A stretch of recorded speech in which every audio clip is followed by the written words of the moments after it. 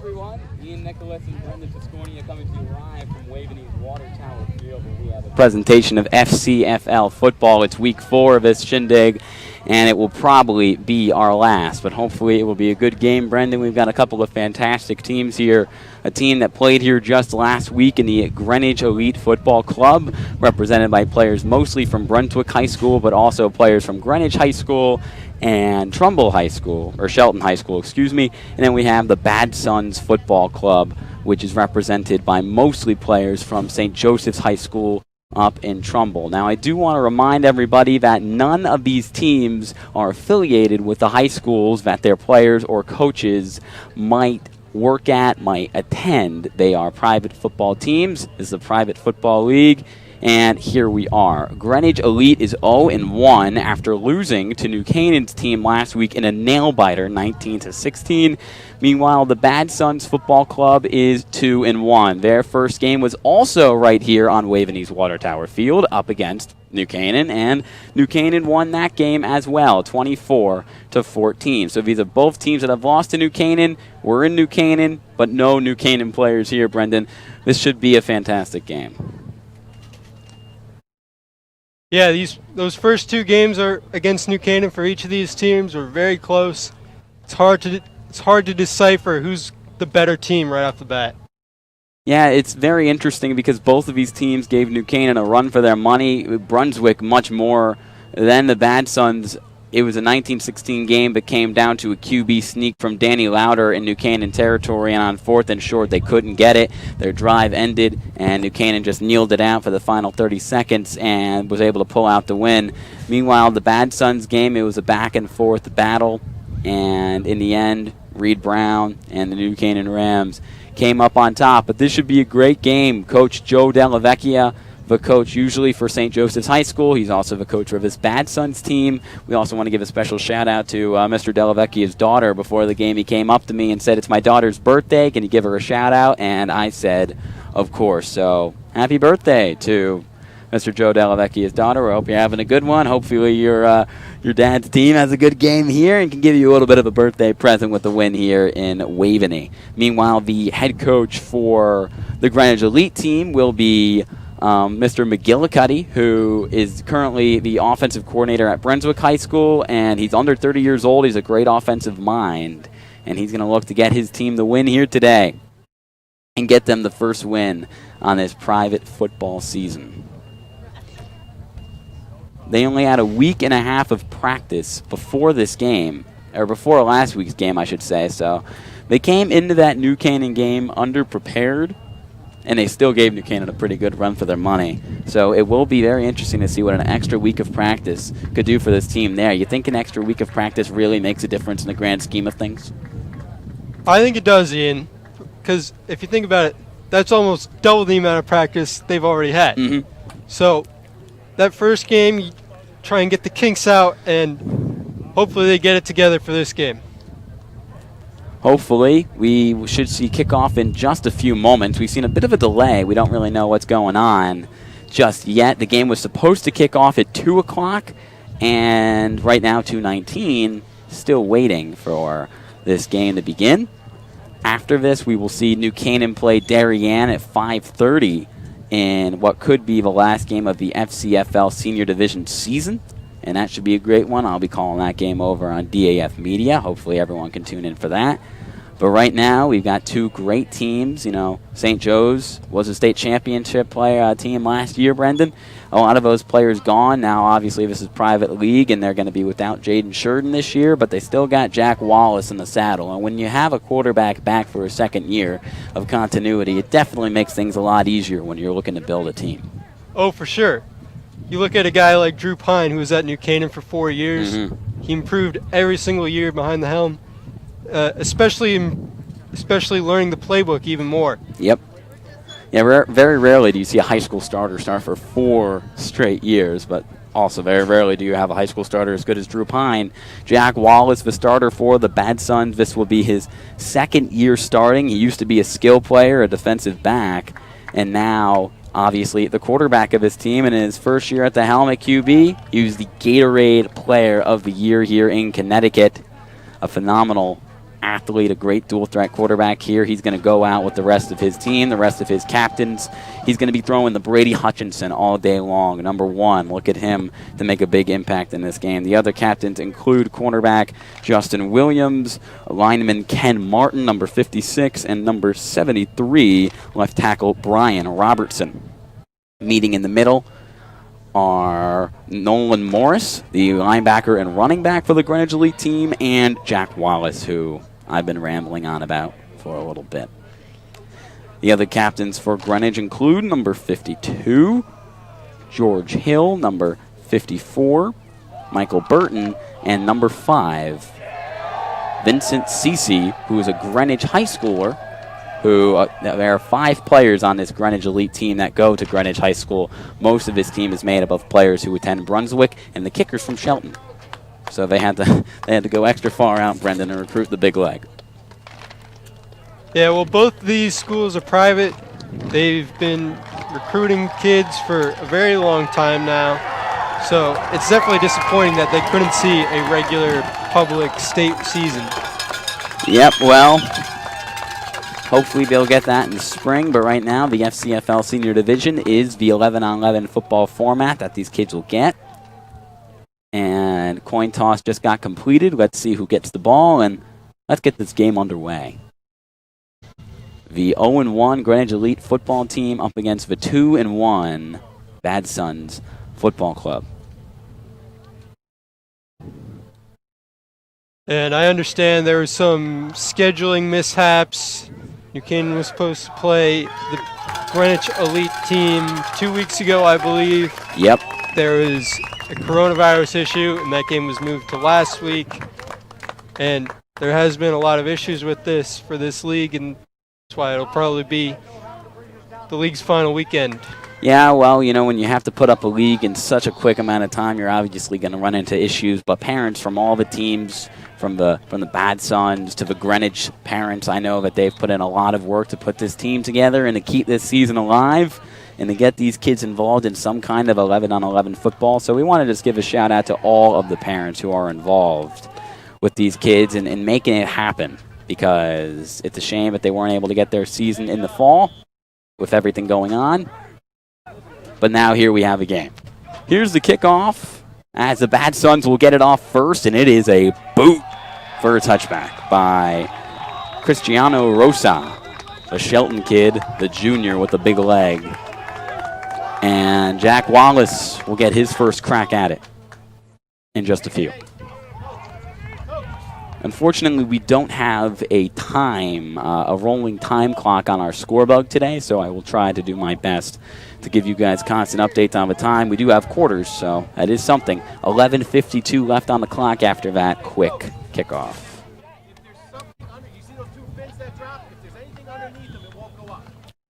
Let's see what good old number 17 can do. Starting from the 20-yard line. 1st and 10. And it trips left at the bottom of your screen. Trips right to the bottom of your screen. Low snap. Wallace corrals it and just heaves it out of bounds, incomplete, to avoid a sack. And that one was near disaster. It's not how you drop the first play of the game. Not at all. No intentional grounding call because there were receivers in the area, so Wallace will start 0 for 1. 2nd and 10, 11:47 left on the clock here.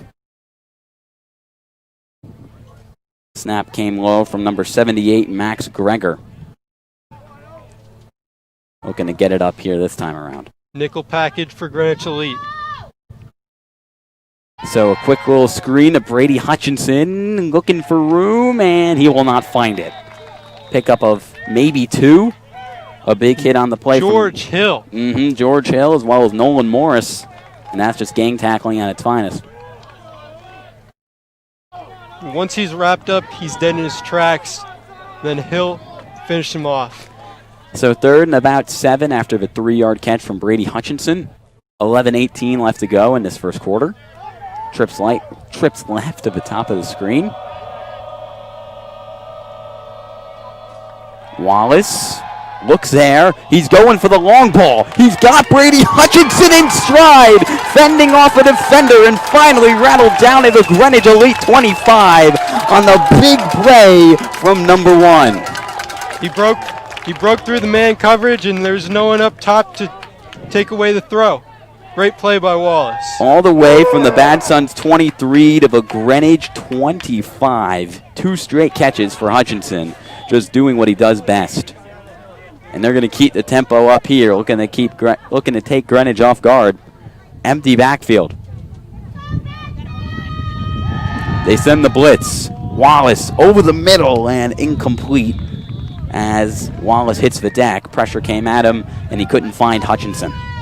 You definitely want to capitalize in that situation if you're the Badsons.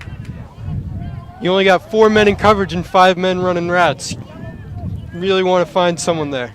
So a 48-yard completion of Brady Hutchinson. He's already got 2 catches off 3 targets for 51 yards.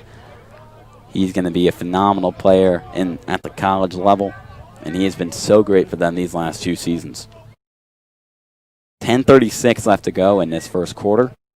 A little confusion from the Badsons on offense. Yep, going right back to the sideline to get maybe a new play.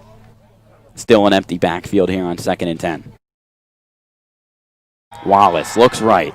Now steps up. Looks to run with it. Still on the move. He finds his man, and he's into the end zone. Touchdown, Badsons. And it comes from Jalen Carter, who broke free off the scramble from Wallace. And they're going to go up 6-0 with 10:26 left to go in this first quarter. Great job by Wallace to break free and create on his own. That's the thing that pro style and college quarterbacks are looking more to do these days. An excellent play on the move, just nothing open. Steps up, puts the defense on alert for the run. Even I thought he was running, but he kept those eyes downfield, and Jalen Carter just got wide open to walk in for the score. And the Badsons will look to make it 7-0 with 10:26 left to go. Only took him 1:34 to go 80 yards, and most of it came from the 48-yard catch and run from Hutchinson. The PAT is up, and it is good. They will take the 7-0 lead.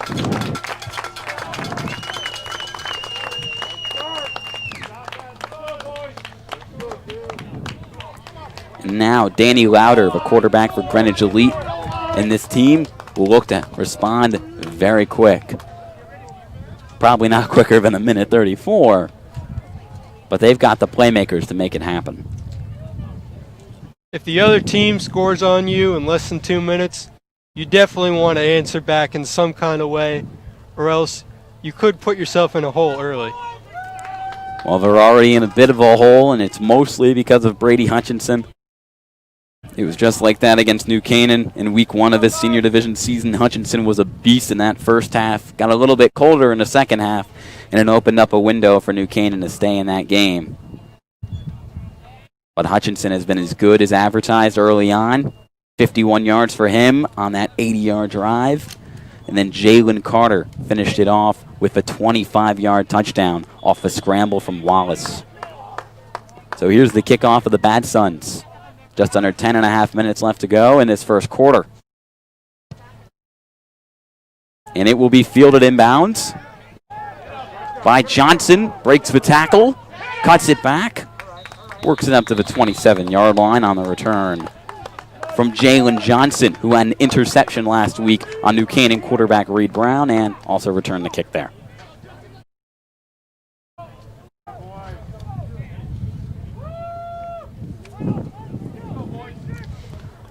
I'm really interested to see how this Badsons front 7 is going to look this year after losing a lot of very talented players to graduation. Well, we're going to get the look here. Let's see what the junior quarterback, Danny Louder, can do. Had an up-and-down game last week, but that team was in it right till the very end.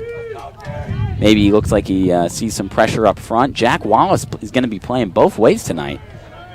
As I see him in at defensive back, almost makes the tackle there. And a quick little throw to the right is very close to a first down.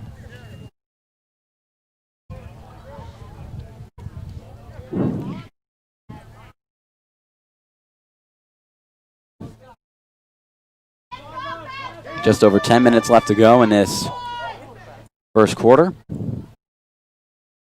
About a 2nd and 2 as they'll line up with bunch formations both to the top and the bottom of the screen. Coach McGillicuddy likes to switch it up. And it's just going to be the quick screen. And it dropped. The ball is still live. And it's going to be recovered by the Badsons. No, they're going to blow it dead. They're going to say it was a forward pass and that it was dropped cleanly by Logan Galetta. I believe that's the right call there. The receiver was behind the line, but it was still thrown forward. Yep. Coach Joe Dellavecchia trying to point to the sideline. He thought it was a fumble, or maybe he hoped. So instead, a 3rd and about 3 after the drop on the screen. That nearly ended in a disaster. Trips left. Lauder up to the line. They bring a tight end, too, on that far right side of the formation. And it's just going to be a run to the outside. And Hunter Clark probably is going to be just short. Trying to make a shimmy, and he couldn't make anyone miss. And he was gang tackled just short of the sticks. It's a great job of the Badsons to swarm to the ball. First guy doesn't get him, the next 5 do. So on 4th and 1, a risky decision here early on. From Greenwich Elite, they're going for it well in their own territory. 9:30 left to go in this first quarter. Lauder tries to get him offside with the hard count. I like the decision to go for it by Coach McGillicuddy. Already down 7-0. And they don't want to fall into an even deeper hole, as you mentioned earlier. And he did a pooch kick last week, and they're going to do it again. No, it's a fake. The low snap, he takes it up, and he has just enough for the Greenwich first down, I believe. They're going to get an official spot on it. I don't think he has it, Ian. Let's see. You're exactly right, Brendan. Danny Lauder took it up the gut on the fake. They are going to bring out the chains. Yeah, this is getting crazy already. It's a pretty messy play. You had Jack Wallace go back to return a pooch kick. They faked the pooch kick. That's not something you see very often. Yeah, they did that last week. They threatened to go for it on like a 4th and 10, and Lauder brought out the pooch, and it worked. Jack Wallace must have been watching film. Yeah, he scrambled back there. Let's see. Here's a chain gain. And this is climactic. Both sides are pointing in their direction. This is going to come down to millimeters. They got to bring out the index. Looks like it'll be a first down for the Badsons, but I could be wrong. They got to bring out the index card out here.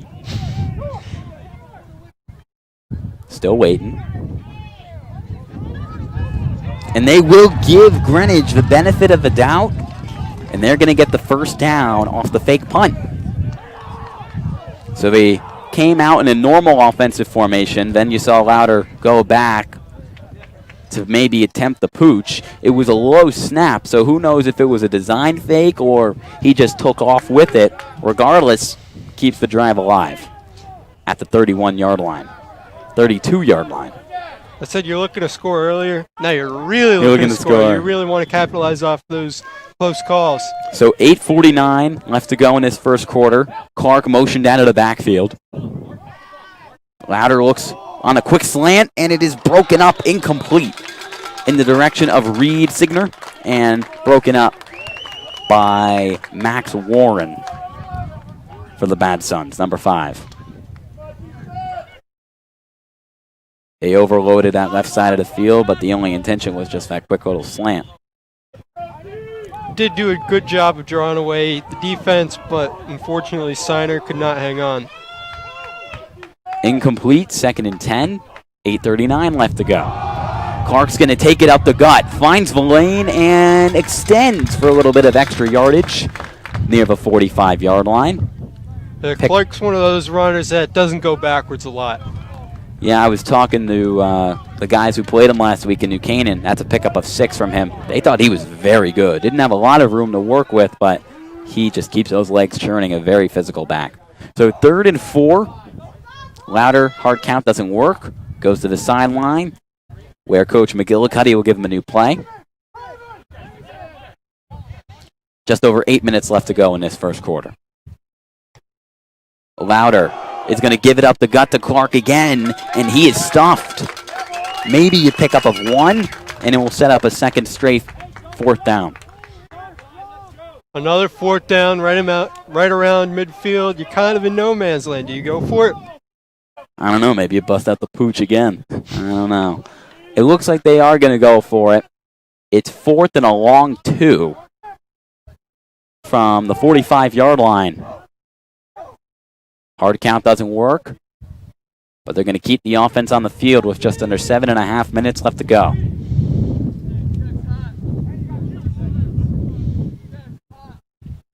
Clark to his left. Louder's going to pass. Goes for the deep 1v1 shot, and it's an incomplete pass with no flags. In the direction of Ashton Weingartner, the star of last week's game, but in 1v1 coverage there with Max Warren, he can't nab it. Now you give the Badsons the ball with a 7-point lead already. A little more than 7 minutes left in the first quarter to go. 7:08 specifically, as the Badsons will continue to try to push the pace here and extend their lead with already a 7-0 advantage, thanks to the terrific drive from Brady Hutchinson and a great finish on a connection between Jack Wallace and Jalen Carter. Wallace playing both ways, as we saw. He plays quarterback. He played defensive back in his freshman and sophomore seasons before transitioning to quarterback. So it's not like they're just chucking him in there for the hell of it. He has experience, as he replaced David Summers a few years ago. David Summers is now at Syracuse. Yeah. Roll out here from Wallace on 1st and 10. And a risky throw is nabbed by nobody. A lot of heavy pressure there from Brunswick, only rushing 4 men. It's not something you want to see if you're the Badsons. No, you want to stay strong up front, especially when you're rolling out, which is to roll away from pressure. So 2nd and 10 with 7:07 remaining here in the first. Ian Nicholas, Brendan Tiscornia, and the rest of our crew here coming to you live from the Waveney Water Tower Field, which has all of a sudden become the hottest place in Fairfield County for football. Yeah, before this we had 5 hours of flag football. Yeah, you reffed.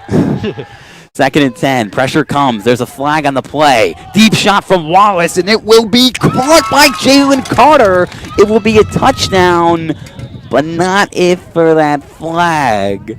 That dirty laundry, which is at the 47-yard line, and this is going to go back. It's a hold on the Badsons. Wallace went outside the pocket, and whenever you go outside the pocket as a quarterback, your line doesn't know where you are, and you automatically increase the risk of a holding call. Lineman got caught with a fistful of jersey. Yep. That's something you're taught as a lineman. You grab onto the jersey, but gets outside, you're going to call holding. Mm-hmm.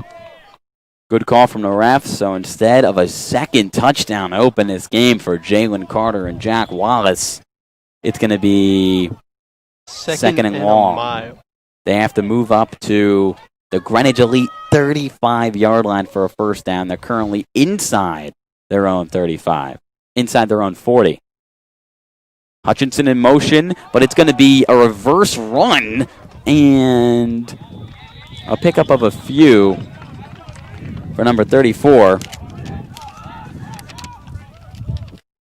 of this team. He wasn't on the roster last time. I didn't get his name this time. That's my fault. Shook a couple tackles, but the Greenwich Elite team was able to swarm to the ball and make a stop for a 3 or 4 yard gain. So not a lot of plays you can call here on 3rd and 20 plus.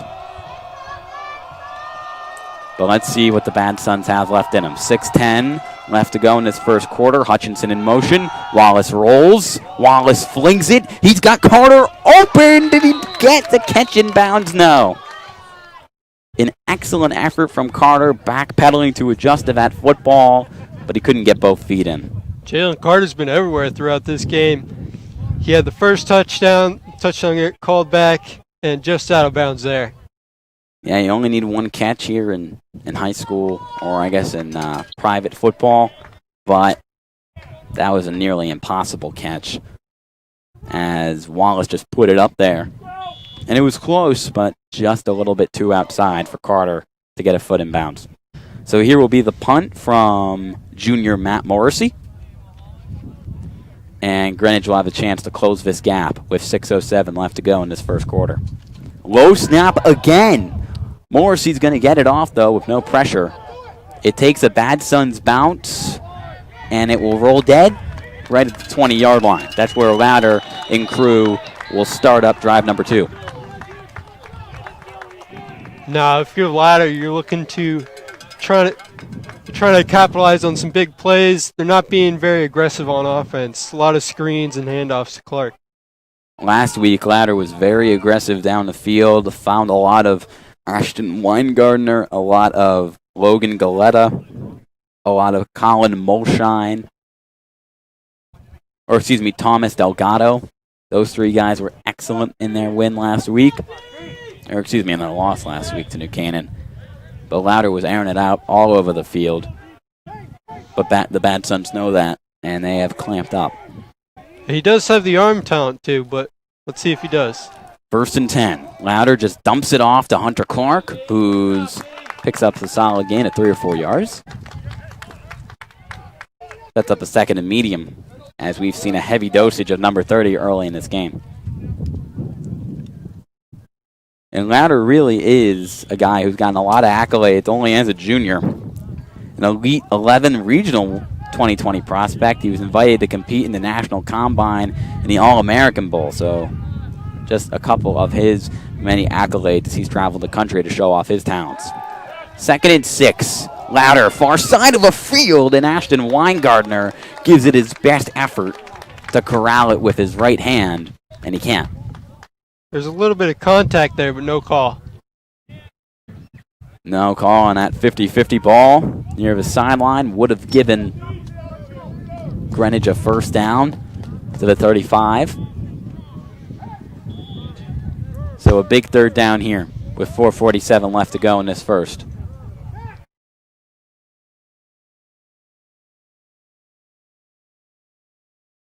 Louder looks right. 1v1. He's got a man and he overthrows him. Number 11, Aiden Redahan, the tight end. Couldn't get to that ball, and they'll send out the punt unit. It's frustrating 3 and out if you're the Greenwich Elite team. Most definitely. They have just not been able to beat one-on-one coverage so far today. They did it very well against New Canaan last week. Took a lot of shots down the field, and they had their way until the end of the game, but not against the Badsons so far. So 4:45 left to go, 4:35 left to go in this first quarter. And after that early touchdown drive from the Badsons, not a lot of offense from either side. Here's the punt from Rosa on the way. Brady Hutchison looks to return. It's going to go right to him. And it takes an awkward bounce at the 45-yard line, so he doesn't touch it, and that's where they'll take over. Yeah, definitely a weird bounce, but now the Badsons have pretty good field position at their own 45-yard line. You know, it's interesting, Brendan, with these quarterbacks nowadays, you were mentioning they have to be able to succeed outside the pocket if they want to play at the next level and they want to make their teams better. Jack Wallace is definitely one of those guys. He's been rolling out and making plays on the move all game long. Yeah, I mean, that last drive, 2 designed rollouts by the Badsons. And he used to be a corner, so you know he's got the top flight speed to extend plays and avoid the rush. Running back motioned out of the backfield, and it's just going to be a quick screen that Wallace can't hit the mark on. Incomplete. And I'll set up 2nd and 10. I think Wallace rushed the throw a little bit there. I understand as a quarterback you're scared because the line is going out to block, but not for you. So I understand why he rushed that throw. Even though screens are essentially checkdowns, you have zero protection. And it really is a tough throw for a quarterback to make. 4:10 left to go in this first quarter. Run up the middle. Bouncing it outside. He's got the edge. Cross midfield and out of bounds near the 46-yard line of Greenwich territory and just short of a first down. That is number 34 for the Badsons. He was their star running back in the game they played against New Canaan a few weeks ago. Scored a touchdown in that game, and he picks up 9 on 2nd and 10 there.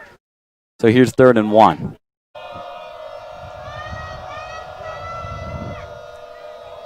Wallace will give it right back to him. And nowhere to go. He's swallowed up and wrapped up by Molshine. Colin Molshine wrestles him down to the ground for the big tackle for loss. And a punt will happen once again on the second straight offensive drive for the Badsons with 3:33 left to go in this first quarter. Yeah, 34 was going nowhere there. There were a lot of black jerseys across the line of scrimmage. Colin Molshine, one of the best players on this Greenwich team, and he shows it right there. Looking for the cutback, and there was none to be found. So here's the second straight punt for Morrissey. There was a low snap on the last one. This one's perfect. And it will be returned right into the hands of Logan Galetta. He finds Villain to the outside. He's cutting it back. There's a flag on the play, though. He's going to keep going and finally pushed out by Morrissey inside the 30-yard line. I think it's going to be blocking the back around the 41-yard line. Yep, that is where the flag is thrown, inside the 41 of Elite territory. And the ball is going to be coming back. Great return from Galetta, but as soon as he cut it to the outside. That's the 41-yard line. He started about the 10. Yeah, great return. Fell right into his hands, and this one is going to come all the way back. Refs chucking it around, showing that they still got the hands. And they will start their drive from the 30. So a big penalty there. That's a heartbreaker early on in this game for Greenwich. Finally gets some momentum going and take it away with one penalty. So 3:07 left to go in this first quarter, and Danny Lauder trying to find his first success of this early afternoon. Give up the middle to Hunter Clark, pick up a 5. Starting to look like 3 yards in a cloud of dust. Clark has not been able to bust out to that second level. Not the fastest back, but he will get you those yards. Speaking of which, we're going to give it right back to him here. Just pushing the pile forward, maybe a pickup of 1 or 2. And after back-to-back runs for him, it's going to be 3rd and about 4. With 2:26 left to go in this quarter.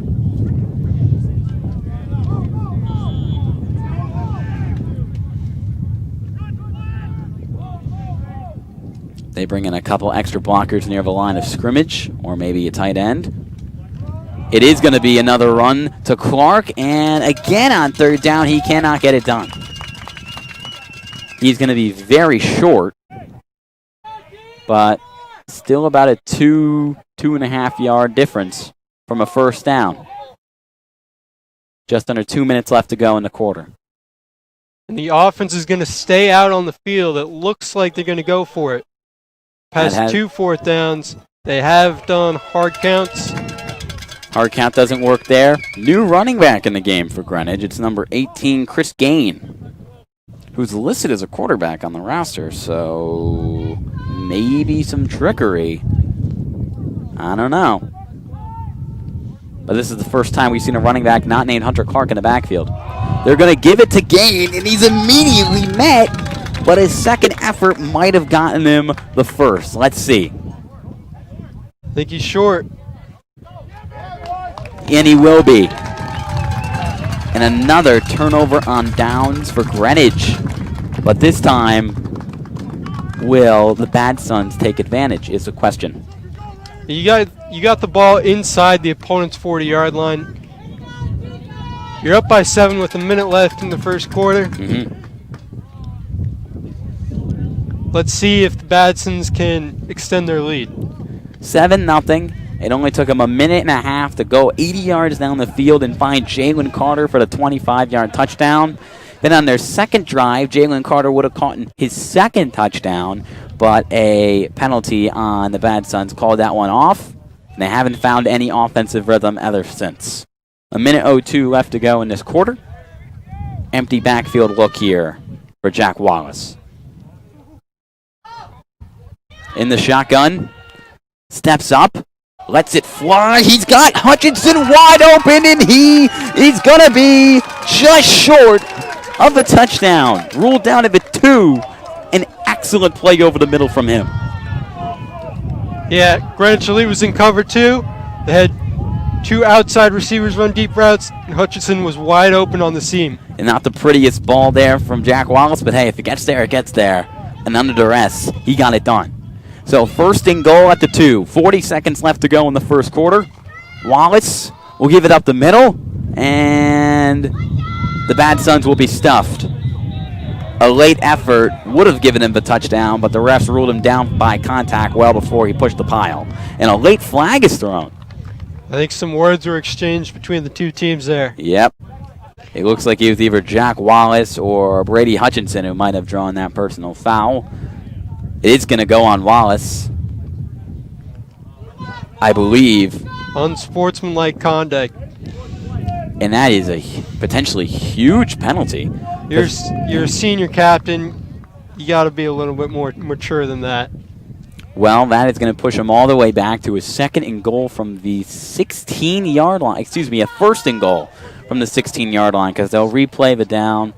No, they have flipped it to second now. Good point. So second and 16, that is exactly what it will be. And the momentum still in the Badsons' hands, but that's a big blow. This is going to be the last play of the first quarter. They bring pressure. 1v1 ball. Hutchinson adjusts, and he makes the catch. Touchdown, Badsons. Number 1 scores 6 points, and they'll take the 13-0 lead on the last play of the first. Well, this first quarter is pretty much everything you want if you're a Badsons football fan. That was a little bit of a wonky throw. Hutchinson really had to come back for that football to nab it. Caught it on the ground. But number 1 has made play after play. That's his 4th catch of the game, and it comes from 16 yards out for the touchdown. Already got over 100 yards. Hutchinson's been spectacular. There's a flag on the PAT, so that is not good yet. And it's going to be a penalty on Greenwich. So let's see what's going to happen here. Will the Badsons potentially go for 2? Or will they wave it off and take the PAT? I'm hearing decline. And Coach Delavecchia is signaling to decline. All the players still out on the field, however. So it's maybe since it was before the PAT was actually kicked, the kick was dead. Okay. You can't decline that. Delavecchia confused the call, but they're just going to have to re-kick it from a shorter distance to try to nab the 14-0 lead at the end of this first quarter.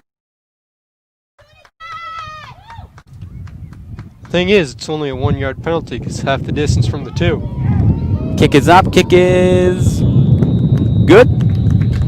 So just a little bit of extra time for the exact same payoff. Touchdown to Brady Hutchinson makes it a 14-0 game for the Badsons. And the Greenwich Elite Football team is in a bad spot here, needing to respond quickly when the quarter flips to the second in just a moment.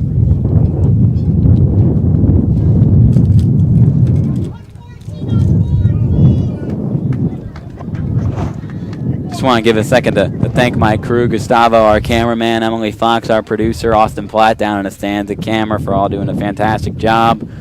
with this production. Might not be as snazzy as the one you might have seen last week if you were a Greenwich Elite fan, where we had a big production crew and all the bells and whistles. But you know what? This is a fantastic job done on a quick, short notice. I want to just thank everybody involved with this crew for making it happen. Ian Nicholas and Brendan Tiscornia coming to you live here from Waveney Park's Water Tower Field, where the Badsons football team has a dominating 14-0 lead over Greenwich. They need to respond quickly. And Jack Wallace has been near perfect. 2 touchdowns, no interceptions. Would have had a third touchdown if it wasn't waved off due to a penalty. He looks like the Gatorade Player of the Year this afternoon.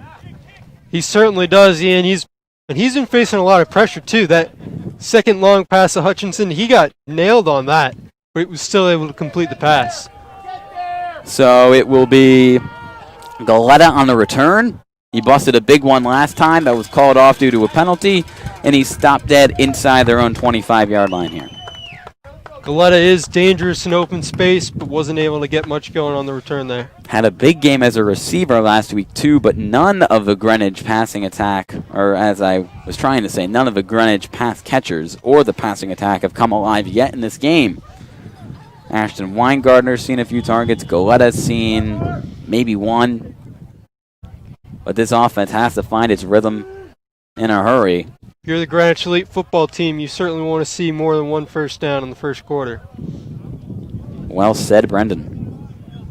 So they'll start the drive from the 23-yard line in a dual backfield set here with Clark and Gain. Gain's going to throw the trick pass. He was listed at quarterback. He lets it rip, and it's incomplete. Overthrown in the direction of Thomas Delgado, and he couldn't make the OBJ-esque catch with a defender right on his back. Finally, some creative play calling by McGillicuddy, but Jack Wallace is right there to cover it up. Wallace just getting it done in every way possible. A good play call, as you mentioned. They lined up both Clark and Gain in the backfield. We mentioned the first time Gain was in at running back that he was listed at quarterback on our roster. He let it rip there, and just a little bit late to throw that football. Gain's in the backfield again. Let's see if he does any more trickery. He's going to run a route. 1v1 ball down the near sideline, and it is just out of the reach of Reed Signer. He had Max Warren beat, but he couldn't get there. That probably would have been a house call. So still a 14-0 game with the Badsons catching a big break with 11:37 left to go in this first half. Now another 3rd and long for the Greenwich Elite. This drive, they have looked more alive than previous ones, but still haven't really been able to get anything going. So 3rd and 10, and a play-action rollout, instant pressure. The quick dump off in the flat is complete, but it's short of the first down. Ball caught by Aiden Redahan, his first catch of the game. That was a big hit by quarterback Jack Wallace. Hey, you got to prove to the guys that you're one of the guys. And prove that you're willing to get in there, put your body on the line. You got to respect it. Exactly. So, 4th and short, we knew Coach Wayne McGillicuddy didn't like the punt, but now he really isn't going to punt. Down 14-0 with just over 11 minutes left to go in the second quarter, and they're going to go for it once again. 4th and 3 from your own 31. You really got to get this one. Run up the middle, and just enough room as I believe Gain will extend for the first down. Let's see what they're going to call. They will give it to him, yes. It was close, but that's the right call. So run right up the gut for Chris Gain, and he gains the first down. See what I did there? God, I am horrible. Just under 10.5 minutes left to go here in the second quarter. 14-0 lead for the Badsons. Give up the middle. No, it's going to be a read option, and he's going to be swallowed up. Wrapped up by Mark Morrissey, the star outside linebacker of this team. Big play there. And a couple other defenders there, too, as well. Number 53, E.J. Fredericks, senior D lineman. He ran a lot of a read option last week, Brendan, and it didn't work out to a good chunk of success, but not there.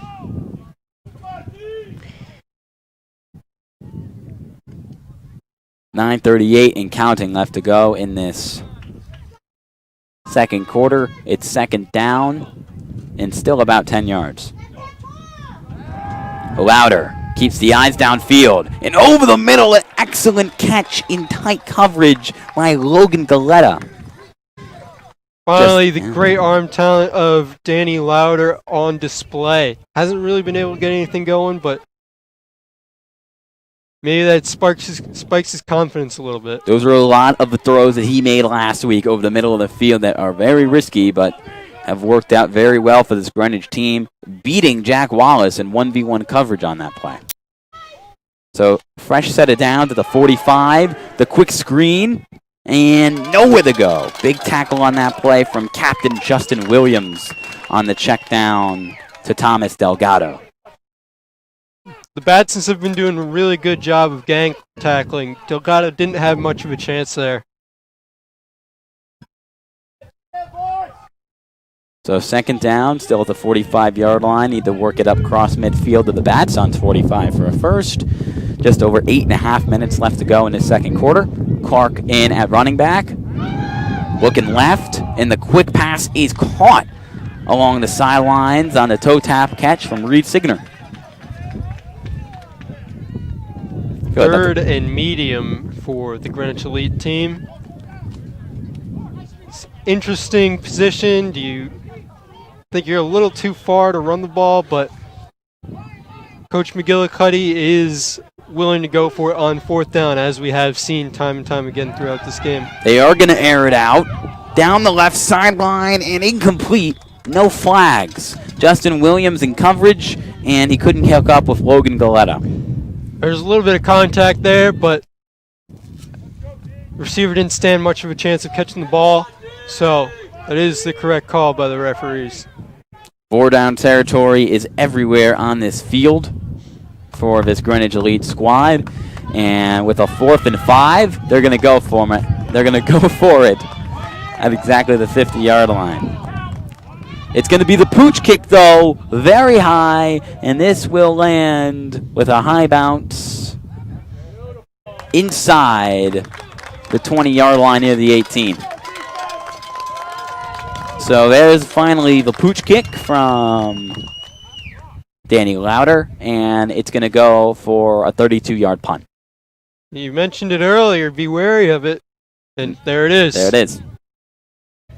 But I heard on the sidelines from the Badsons coaches, that's beautiful. So they were fine with how their team covered that, and they're fine taking that. So with 8:12 left to go in his second quarter, the Badsons up 14-0, looking to add even more to this lead. And Greenwich just looking to slow down Jack Wallace, who they have had no answer for early on in this game. Inside the pocket, outside the pocket.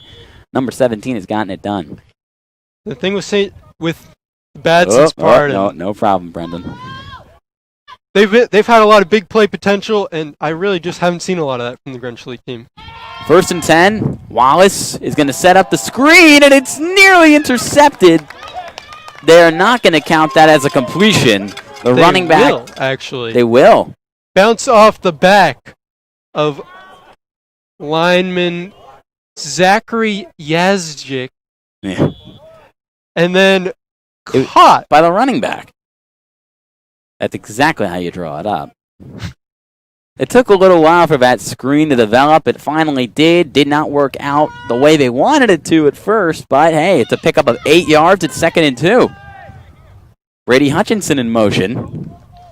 And they're going to give it right back to the running back. Finds a hole, cuts it outside, breaks the tackle, and cross the 30 to the 33-yard line for the pickup of the Badsons first, with 7.5 minutes left to go here in the first half. And if you're the parents of the Badsons running back, we're sorry. We don't know his name. That is true. I'll take the blame on that one. We asked him his name at halftime of the New Canaan St. Joe's game, or New Canaan Badsons game. One of his teammates gave it to us, but it's slipping my memory here. Wallace on the move, keeping the eyes downfield, slings it to Brady Hutchinson, and he cannot make the sliding catch. Stops the clock with 7:09 left to go in this second quarter. Pocket collapsed there on Wallace. He was able to leak free. He had Hutchinson open, but wasn't able to connect. Couldn't hit him in stride, put the ball in the vicinity of where it needed to be. But whenever you're outside the pocket, you're always going to take a dip in accuracy and precision. 2nd and 10. Wallace looks right, goes there, and Brady Hutchinson wide open over the middle of the field, makes a man miss in his cross midfield inside the Greenwich 45-yard line. Brady Hutchinson is just taken over this fixed catch, I believe, well over 100 yards for him. And that's just getting them out in space and letting them work. And you can't double team him either because you got Jalen Carter on the other side. Carter's already proven with a touchdown to his name and a second that got called off that he can make you pay. 6:45 left to go in this quarter. Run right up the gut and swallowed up by Greenwich's number 52, George Hill.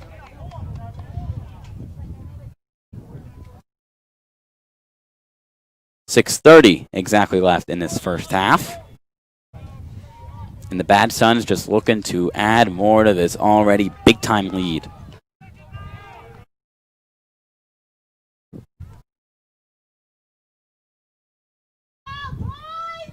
Wallace still in the shotgun.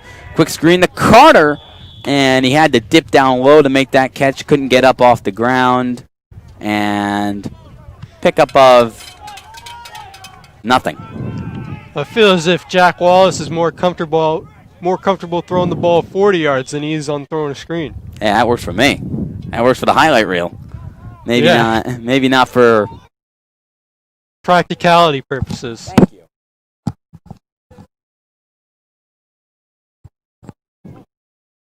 So it's going to be 3rd and 10. They're going to move the ball to the far hash. Just got the name of the Badsons running back, Tyler Takora. So sorry I couldn't get that name for you earlier. That is number 34 for the Badsons. Roll out here from Wallace. The pressure comes. Slips out of one sack, running away from Lyndon Gay, and somehow he avoids disaster. And the ball was in the vicinity of Tyler Takora. Tyler Takora. Tyler Takora? Takora. Tyler Tiscornia was in the vicinity, so Double T. That's his new nickname. So it's not intentional grounding, even though Wallace was out of the pocket. Intentional grounding actually in the FCFL can be outside the pocket, but the ball has to go in the vicinity of a receiver. That's the only rule.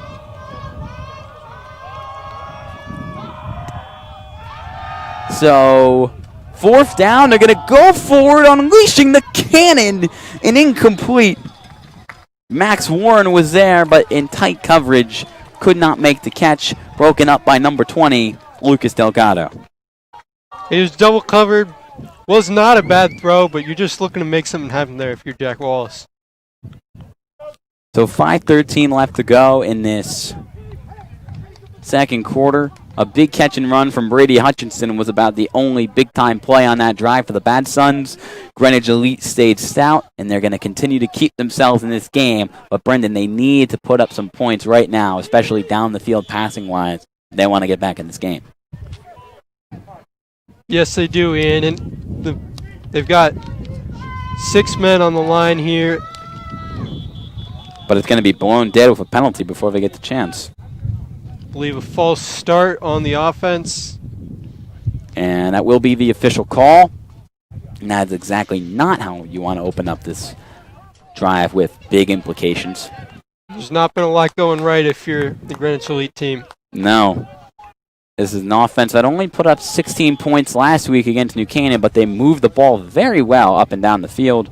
Hunter Clark, a good running back in that backfield, and they were able to air it out to guys like Ashton Weingartner, Lucas Delgado all game. So 1st and 15, 5:17 left to go in this second quarter. Give up the middle to Clark, beats the guys at the first level, and he's going to take down the guy at the second level for a pickup of 14 yards, just short of that first down. So they put the penalty in the rearview mirror. You got 2nd and short here. This is the perfect opportunity to air the ball out if you're Coach Wayne McGillicuddy. Because even if you don't get it, still 3rd and short. So I have to pick up a 13 on 1st and 15 after the penalty. So now 2nd and 2. He ran down Preston Crawl at the end of that play, finishing it with a strong truck and a great piece of running there from Hunter Clark. He's not a negative yardage type of guy. No, not at all. Again, working with very little, and Clark continues to muscle his way for extra yardage, where he will be probably just short of the first down. No, they are going to give it to him. That extra effort paying off. And he picks up 2 yards. Cross midfield to the Badsons 48. Clock continues to roll here with 4:19 remaining in the first half. Greenwich looking to get their first points of the game. There is some good news for this elite team, though, is they do get the ball at half. That doesn't mean a lot if you have no points on the board. No, but it does give you, I guess maybe some more extra motivation to say, hey, it is a 2-possession game, but if we score now, we are definitely not out of it. We can get right back here at the start of the second half and make something happen. It's similar to basketball. You try and go 2-1, score at the end of the half, and score at the start of the second half. Well said from our basketball expert, too, Brendan Tiscornia. Here's the deep shot here from Danny Louder, and it's intercepted by Jack Wallace. Quarterback on quarterback crime. And on the deep ball, looking for Ashton Weingartner, it sailed right to Wallace. Weingartner was open, too. Just a little underthrown by Louder. Yeah, but the rollout didn't really work. He had pressure all around him. And Jack Wallace has been the star of the show today. He usually is for this Badsons team. Threw well over 30 touchdowns last year. One of the best players in the state of Connecticut for high school football. Was the Gatorade Player of the Year, obviously, for the state championship winning St. Joseph's high school squad. But he gets it done wherever you need him to get it done. And there you go. 2 touchdowns through the air, an interception on Danny Louder. And he's going to get right back on the field as they'll take over at the 16. With plenty of time to work with, too. 3:35 left to go in this second quarter. And all 3 timeouts in the pocket for both teams. They're going to fake the motion. Gay with the pressure and incomplete. Looking for number 41, Anthony Greco. And Lyndon Gay gets for the pressure. The freshman, Anthony Greco. Yeah, Greco had a big-time game in the loss to New Canaan and made a lot of plays down the field. He's an interesting guy because they list him as both a wide receiver and a running back on the roster. And kind of reminds me, I guess, for if you're talking about New Canaan guys, because we do have a bit of New Canaan bias, like a Vin Cagunetta. Doesn't look like he'd beat you with any kind of size or speed, but he's fast. Second down. 3:29 left to go. Run up the middle, a big-time lane for Tyler Takora. And it's closed off pretty quickly on the inside zone. Good push up front. Gets him up to the 24-yard line, just short of a first. We're going to go right back to Takora here, bounces off one of his linemen, and pushes forward for the first down.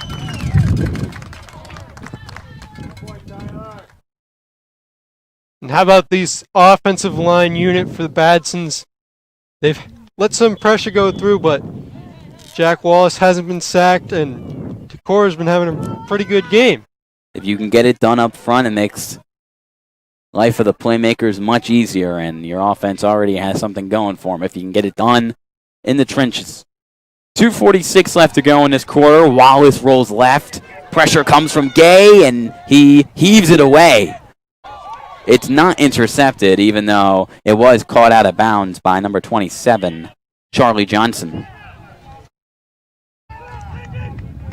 Hutchinson was in the area, though. No intentional grounding call. Stopped the clock with 2:39 in the first half. 2nd and 10 for the Badsons. Probably going to throw the ball here. Maybe do a draw to Tiscornia, Mm-hmm. make it a little easier on third down. Lyndon Gay has really gotten the pass rush alive for this Greenwich Elite team. Number 44 has been all over the place. Well, not really. He's only been in the face of Jack Wallace. Not only is he a big man, he can run too. Oh, he's fast. That's the definition of an athlete. You see him walking around Waveney Field. He looks scary. Quick throw, wide open, room to run, and that is going to be a Badsons first down. It takes Jalen Johnson a while to wrap him up. He finally does, out of bounds for the pickup of about 12. It's a tall wide receiver there. Yeah. Getting him one-on-one with these cornerbacks, it's going to be tough to bring him down. That's his first catch of the game. And it's a good one. Keep the drive alive up to the 40-yard line. Pickup of 16, I believe, actually. So Hutchinson in motion. Clock continues to roll with 2:10 left to go. Low snap. Wallace over the middle, and it is intercepted by Johnson. Jumping the throw for Greco in a massive defensive play on the air from Wallace. Charlie Johnson with the pick. Great athleticism by Johnson. Just jumped that pass. Mm-hmm. That's what happens when you wait a little bit too long on those hitch routes, those curl routes. Gives the defensive back an opportunity to make a play on the ball, and that is exactly what Johnson did. So now Louder out for the first time after the interception. Let's see if he can keep the momentum that they had before that. Clark's going to motion out of the backfield. 2:03 left on the clock. There is no 2-minute warning in FCFL. Quick hitch is completed, and out of bounds is Reed Signer. But they're going to say the clock will continue to roll, even though Max Warren shoved him out. So a 2nd and 3 after the 7-yard catch from him.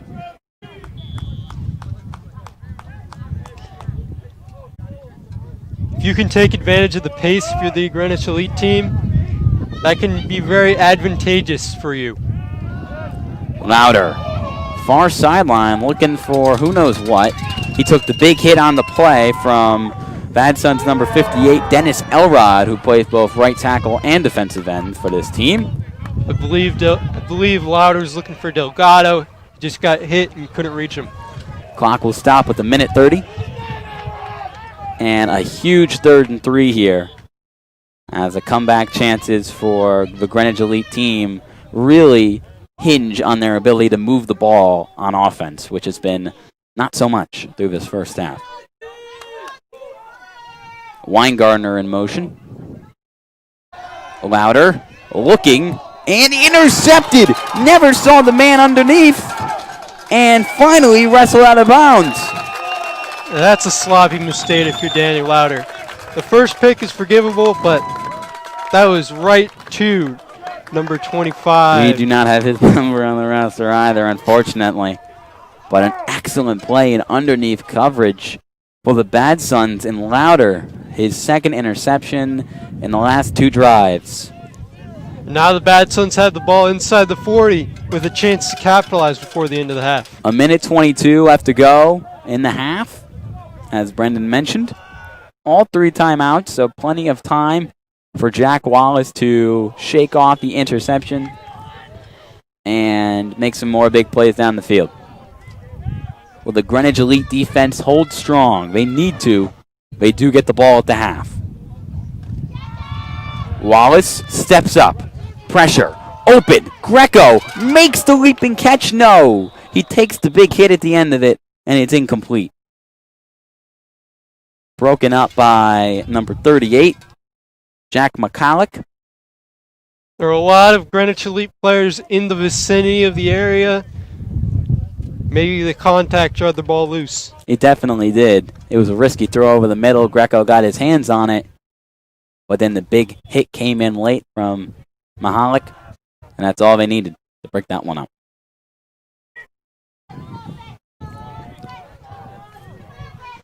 Second and 10 from the 40-yard line. 1:10 left and a half. Wallace takes a shot, and he finds his man. Jalen Carter makes a man miss, and a huge catch and run. Finally, Mahalik says, that's enough of you, and shoves him to the ground. But that's just elusiveness at its finest. Joe Delavecchia will call a timeout to stop the clock with 1 minute and 2 seconds left in the first half of action. Jalen Carter, good, well said, Brendan. Jalen Carter really is shifty, isn't he? Had a touchdown earlier in the game, but there he should have been stopped for a gain of 6 or 7, and instead it's a first down because of the way he can make people miss in the open field. He is a very dynamic player.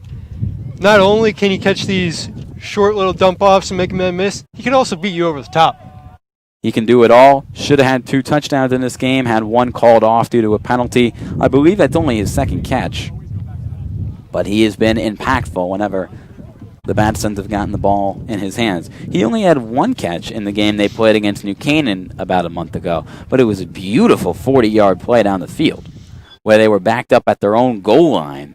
And Wallace just let it rip. And he found Carter on a diving catch. So he's a playmaker.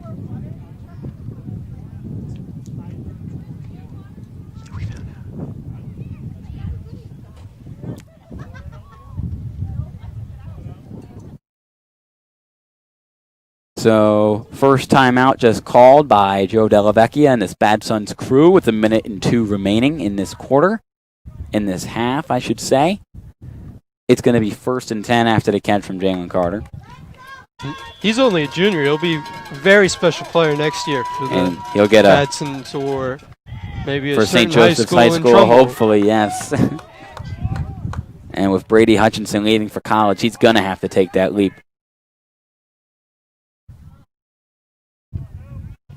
Let's see what they do here. Wallace, pressure comes. Lyndon Gay can't get him on the sack, and he's just going to run with it. A lane up the middle, and he will be dragged down by Nolan Morris at the 5-yard line.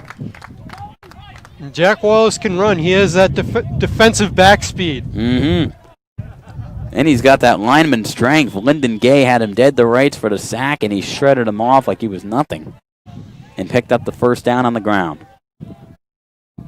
42 seconds and counting left in this first half. Carter in motion, roll out to the left, looking for Carter, slings it there, and under the rest, he can't get it to where he wanted it to.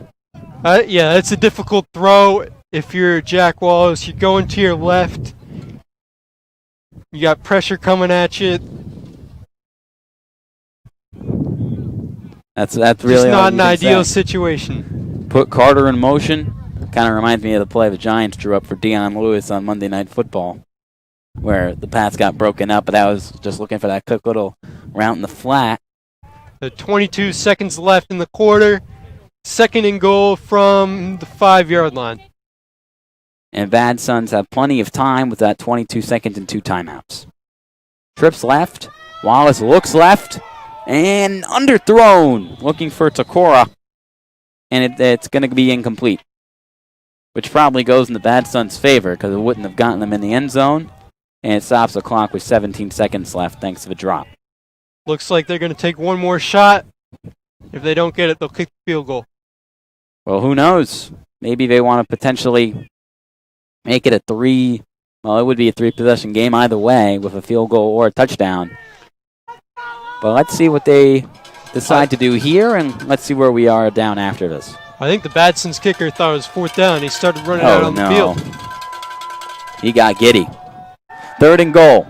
Wallace dump off to Takora, and he's all alone. Touchdown, Badsons. Tyler Takora gets in on the scoring action. And that's the 20-0 lead with 12 seconds left to go in this half.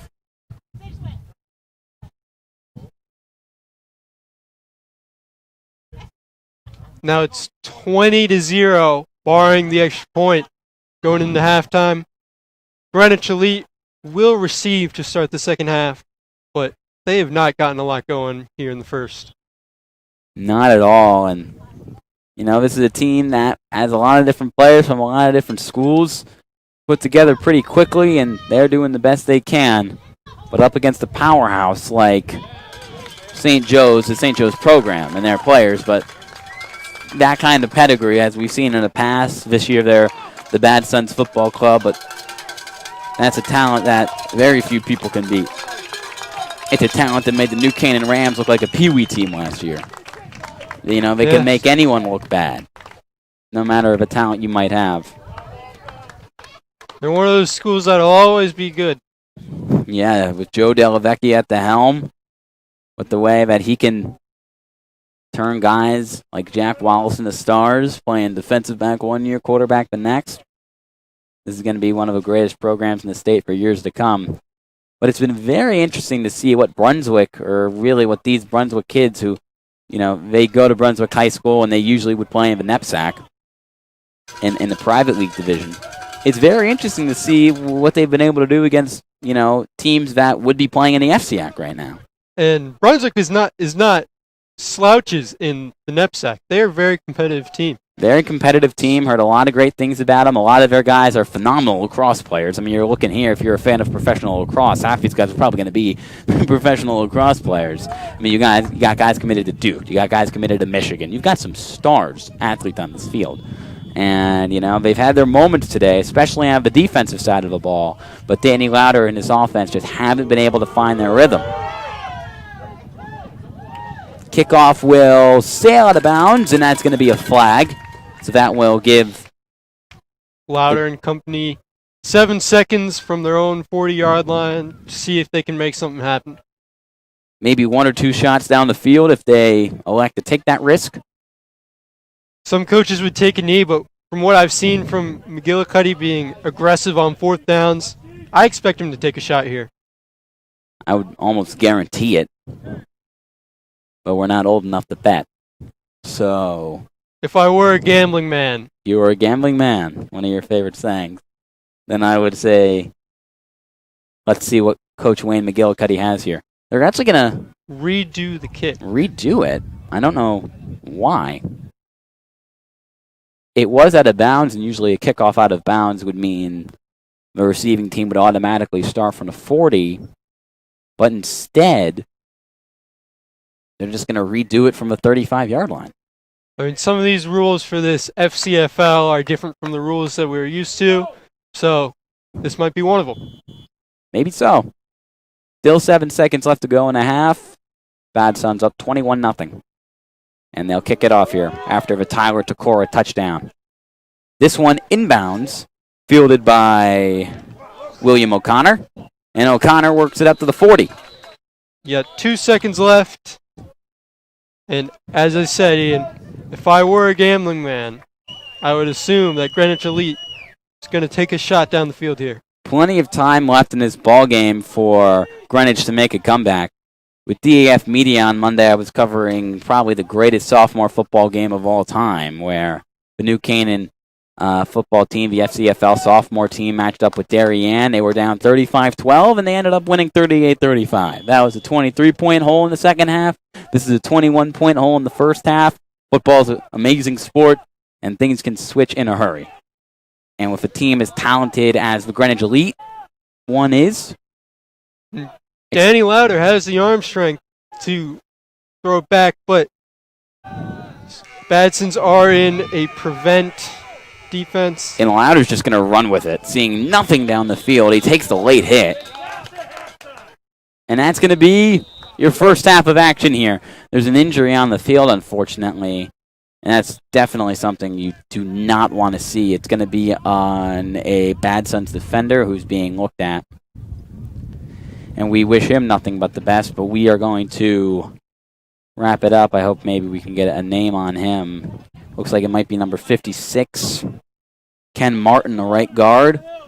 Coach Joe Delavecchia goes out there, and we hope he's all right. But that's going to be your first half of football here from Waveney Park's Water Tower Field. FCFL football action between the Badsons and the Greenwich Elite Football Club. It's been all Badsons so far, 21-0. Ian Nicholas, Brendan Tiscornia, and the rest of our crew, we will see you at the start of the second half in 12 minutes.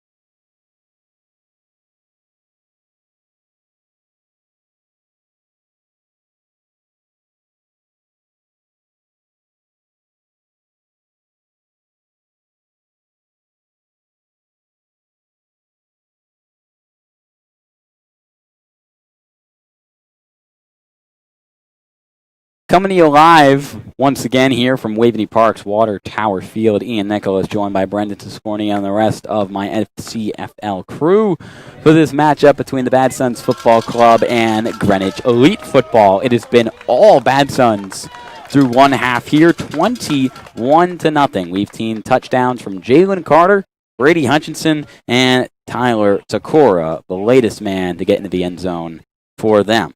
And really, the one problem that has been there for Greenwich Elite has been the fact that they simply cannot move the ball down the field very easily. They have had a tough time moving those down markers. Yeah, and this hasn't been a problem for them in their previous game against New Canaan. Nope.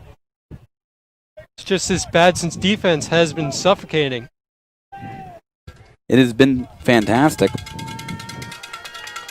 And Jack Wallace has had a very good game as well. 3 touchdown passes, an interception on defense, only 1 pick to his name offensively.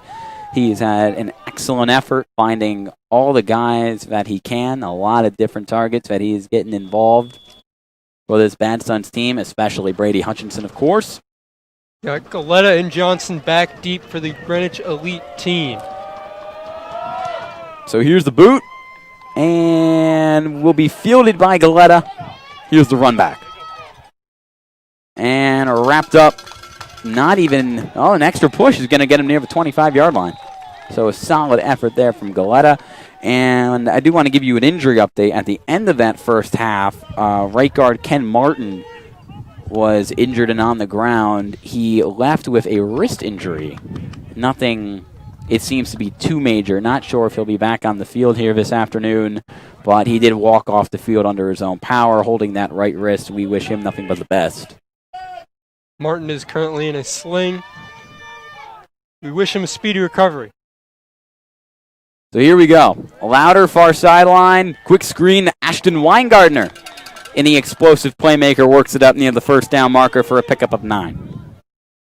And that's a guy that if Greenwich wants to get back in this game, Brendan, it's going to be through number 4. He made a lot of big catches down the stretch in their loss last week. I'm still waiting for Danny Louder to stretch the field a little bit, because you can get these dump-offs 8-9 yards, but it only takes one play to blow the game open. They run another quick screen right in the direction of Weingardner. He couldn't get his hands on it, and incomplete. They ruled it a forward pass, though, so no fumble. I think he had his eyes set on the green grass ahead of him.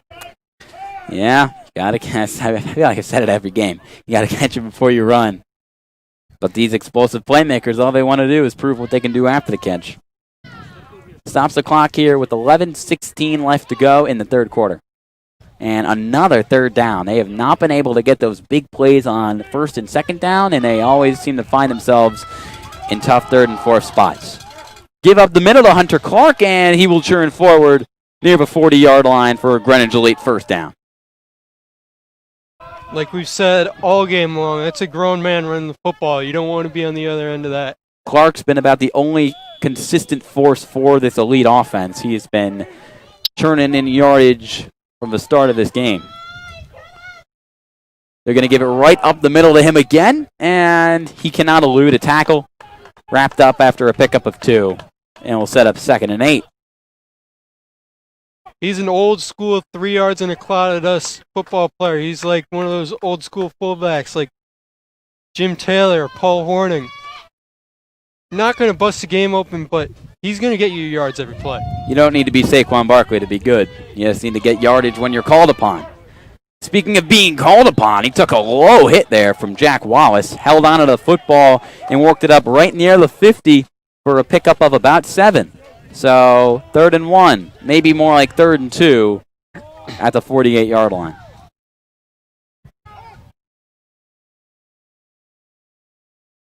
$10:18 left to go in this third quarter. Clark to Louder's right, and they're going to go right back to him. No, it's the read option, and he'll keep it for the first down. Danny Louder, that is.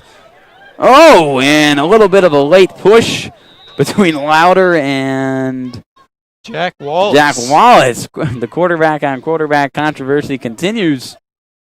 Trying to get up. They got tangled, and no foul on the play. Pickup of 7. when they only needed 2.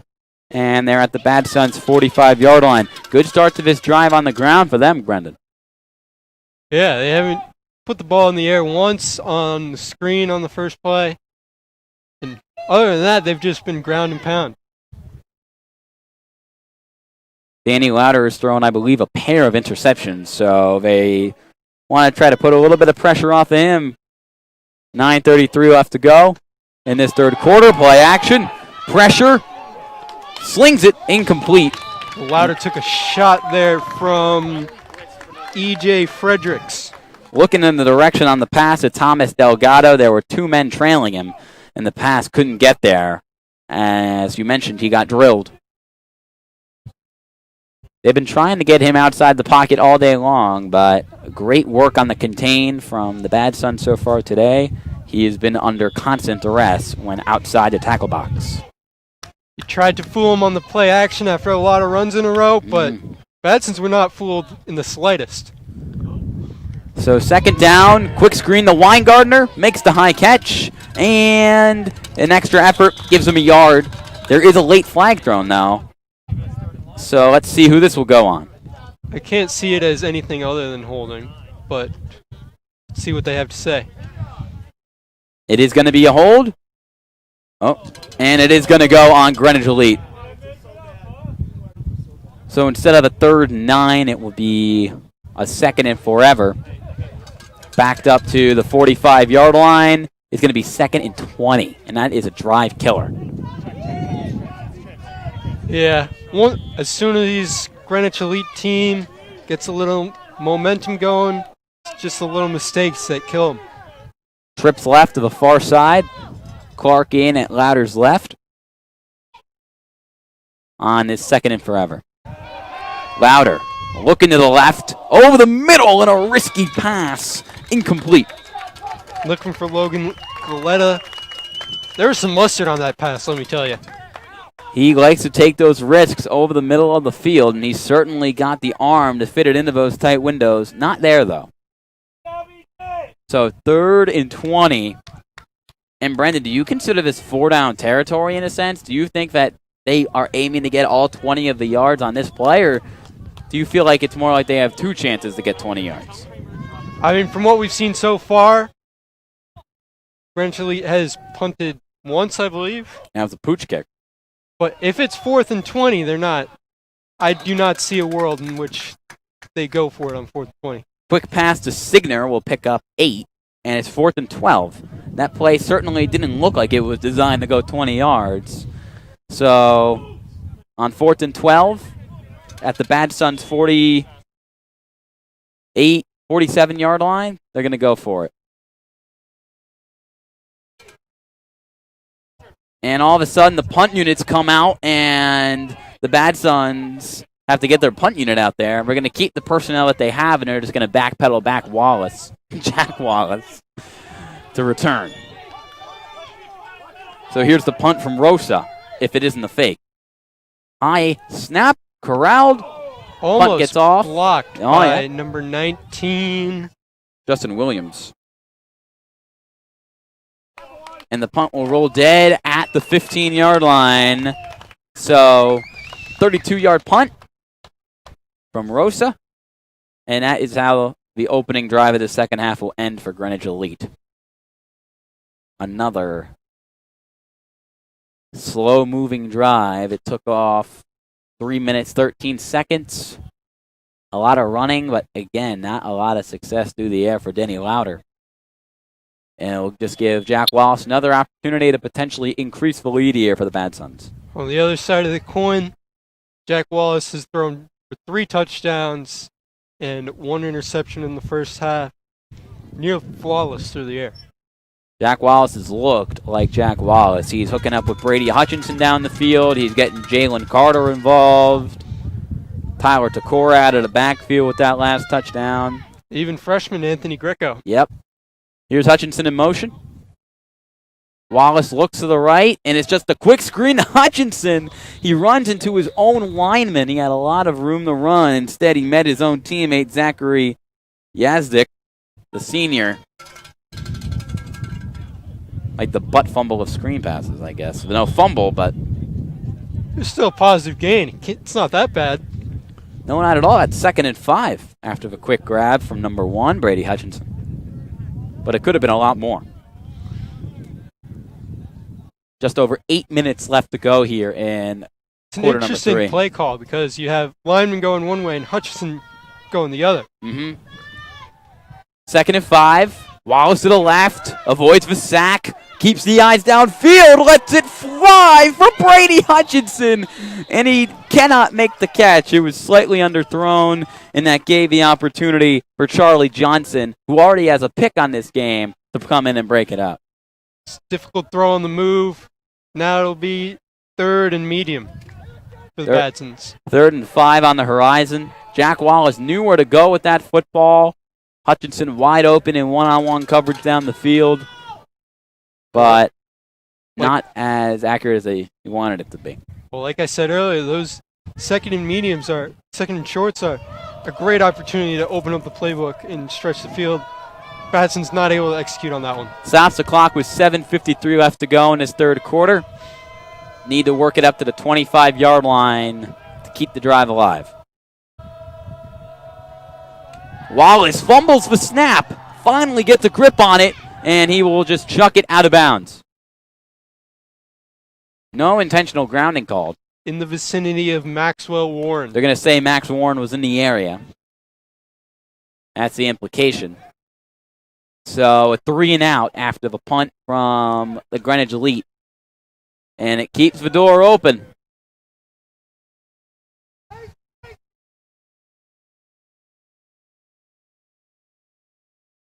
.746 left to go in this 3rd quarter. Back to return the dangerous number 13, Logan Galetta. And back on the punt, I believe his 3rd of the afternoon, is Matt Morrissey. Timeout called by Greenwich Elite. That's their 1st of the half. As they're going to get a second look at this and make sure there's no more trickery and make sure all their guys are lined up in the right spots.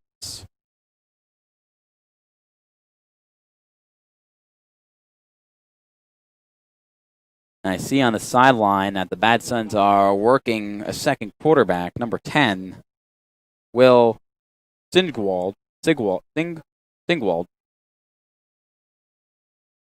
So, yeah. Jack Wallace is a senior. We want to get the younger guys a little work. Yep, Singwald is looking for a grade. He is a sophomore. Oh, he's a junior. So he could be the potential starting quarterback of this Badsons team next year. Will most likely be St. Joseph's high school football team next year. I mean, in a way, it's the rich get richer because you're up, you're winning by a lot. You're able to get the younger guys some big game practice, which can't really be replicated on a Tuesday night. So low snap to Morrissey. He gets it off. It's a good boot. Right to Galetta, though. He's got a lane to the right. Cuts it out. Stiff arm. And out of bounds inside the Badsons 35-yard line. So an excellent return from Logan Galetta. And this is a golden opportunity to get back in this game if you're head coach Wayne McGillicuddy with this Greenwich Elite team. 7:35 remaining in the 3rd quarter. Still down 21-0. I don't believe they've gotten in the red zone yet today. They've just been stopped at midfield every single time.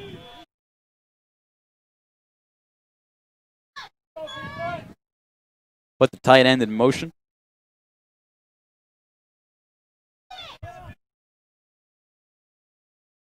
And run up the middle to Hunter Clark.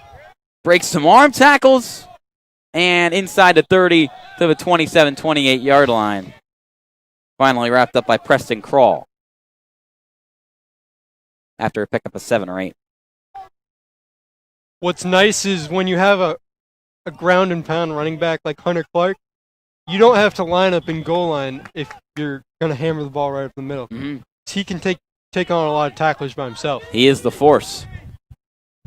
They're going to continue going to him. No, the fake of him works. It's a read option and a first down on the ground for Danny Louder. Good decision from him there to pull it and go on the move. And that is the presence of number 30, Hunter Clark, that always draws the defense in. We saw them use the read option a lot last week. Haven't used it as much today, though. Just under 6:45 remaining in this third quarter. Hunter Clark bouncing around. Stopped. It's going to be holding on number 54, Michael Burton, I believe. Michael Burton, the strongest guy on his team. I believe I read that he bench presses nearly 400 pounds, but he makes a mental error there, and that run is going to get called back. And now it's going to be 1st and 20. 1st and 21 at the 31-yard line. The first down marker all the way down inside the 10 to the 7-yard line. Another mental error by Greenwich Elite team. I believe that's their second holding in Badson's territory. 6:15 left to go. Clock continues to roll here in the third quarter as time really starting to become a factor in this deficit for Greenwich. Zone run to Hunter Clark. Finds room to the outside and is able to pretty much negate the yardage lost on that penalty and set up a 2nd and 10 here. Making something out of nothing. Greenwich Elite does a good job of running the spread offense. Quarterback in shotgun, running back in the backfield, and 4 receivers. Means they can throw, run, all from the same formation, which is confusing for a lot of defenses. Chris Gain checks in at running back. They'll move Delgado to the slot on the left. 2nd and 10. They're going to give it to Gain. And he's going to get inside the 20 to about the 19, 18-yard line for a pickup of 3 or 4. So a really, really big third down here. 3rd and about 8. As a red zone opportunity for this Greenwich Elite team, Brendan. Down 3 scores. You got to walk away with this drive with something. And I don't think Coach McGillicuddy's going to settle for 3. No. He doesn't settle for much. Looking to always maximize the opportunity. Louder. To the left, pumps, and he goes down. Sacked from behind by number 58, Dennis Elrod, the senior, with the excellent play off the edge. The big man just ate him alive from behind. Never saw him, never felt him. And now here's your question. Do you go for it on 4th and 15? A loss of 7 on the sack from Elrod. 4:45 remaining in this third quarter. And looking at the sideline for the play call here to try to get the first down. 4th and a mile. They need to work it up to around the 6 or 7 yard line for a first. Greenwich can't get this looking pretty bleak. Gain's going to stay in and pass block. 1v1 shot over the middle, and it's snagged. First down and wrapped up right near the first down marker, a little bit farther than it. An excellent play there over the middle by Thomas Delgado. Those of us shot over the middle of the field, 1v1. Those Greenwich Elite players can make them happen. First and goal at the 6 yard line. Just over 4 minutes remaining in this third quarter. Give to Gain. No, it's a read option again. And Louder extends to get as much yardage as possible. If it's close, that's a risky reach by Louder because you could fumble that pretty easily. They're going to give him a pickup of 3 to the 2 yard line. So 2nd and goal from there. This is the farthest that Greenwich Elite has gotten all game long offensively, and they're looking to punch it in and cut this game to a 2-score Badsons lead. 2 tight end look for Greenwich Elite. And there get Clark right back in the backfield, up the middle, and number 30 is in. Touchdown for Greenwich Elite. Hunter Clark doing what he does best. 3-0 scores from 3 yards out. 21-6 lead for the Badsons. Now Cristiano Rosa, the Shelton kicker, on for the extra point.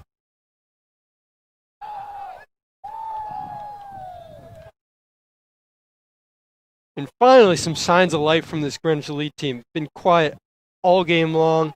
Finally get a little something going. There are a few running backs I would trust more on the goal line than Hunter Clark. Rosa's PAT has plenty of power on it. Right down the uprights. And it's 21-7. So 3 minutes left to go in this third quarter, even though the clock is running for some reason, even though it shouldn't be. So 15 minutes left of game time to erase the rest of this 14-point lead for the Badsons. That's no easy challenge, but momentum definitely in the favor right now of Greenwich Elite after that very long and successful touchdown drive. Yeah, who's a little upset by that?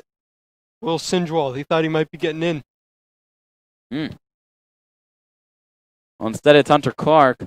I now I get what you mean, the backup quarterback for the Badsons. Not just yet. Still got a game here. Still have a ball game here, so stay tuned for this one. Not only this one, this game is maybe going to come down to the wire with Greenwich Elite looking to get right back in it. The great Yogi Berra once said, it ain't over till it's over. Well said. But also make sure to tune into that new Canaan Darien game. Might not be the Turkey Bowl like in years past, but it's new Canaan Darien 11-on-11 football in November, which is as close to Turkey Bowl action as you can get. That game will kick off in just under half an hour and an hour 30 on DAF Media's YouTube page. But until then, you got us here on FCFL, on our FCFL YouTube channel, giving you the action from this one.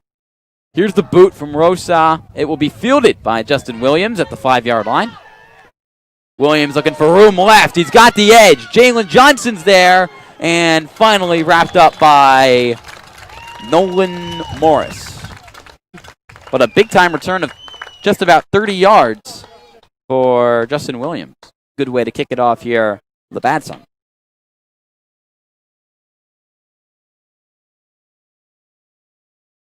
You try to chew some more clock off here with 2.5 minutes left to go in the third quarter and a 14-point lead, or you continue to be aggressive down the field? I think you got to still be aggressive in this situation. You got to be playing to win. You can't be playing to not lose. Let's see what mentality they present early on here. Jack Wallace still in. Brady Hutchinson put in motion. And they give up the gut to Tyler Takora.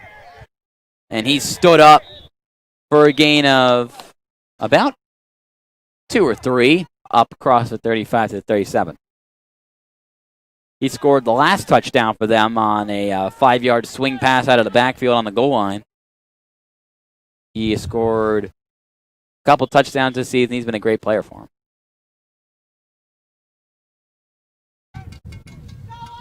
Just over 2 minutes remaining. Clock continues to roll here, and the Badsons will take their time here. Now presenting a dual backfield look. Hutchinson in motion again. Wallace sets up the screen to Takora, makes the leaping grab, accelerates upfield, could break in tackle after tackle. Finally wrapped up across the 40 to the Greenwich Elite 37-yard line. Excellent play call there. Yeah, you motioned Brady Hutchinson to the opposite side of the field to track the defense, and Takora goes right underneath the other way.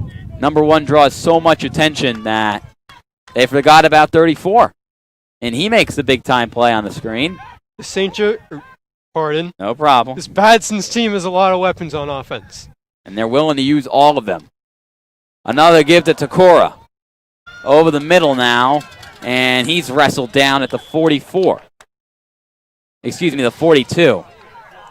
Number 5, Vincent Cece, captain on the tackle. Greenwich high school player. Would have been this season in a normal world. Obviously nothing normal about 2020, but playing for this Greenwich Elite team this season.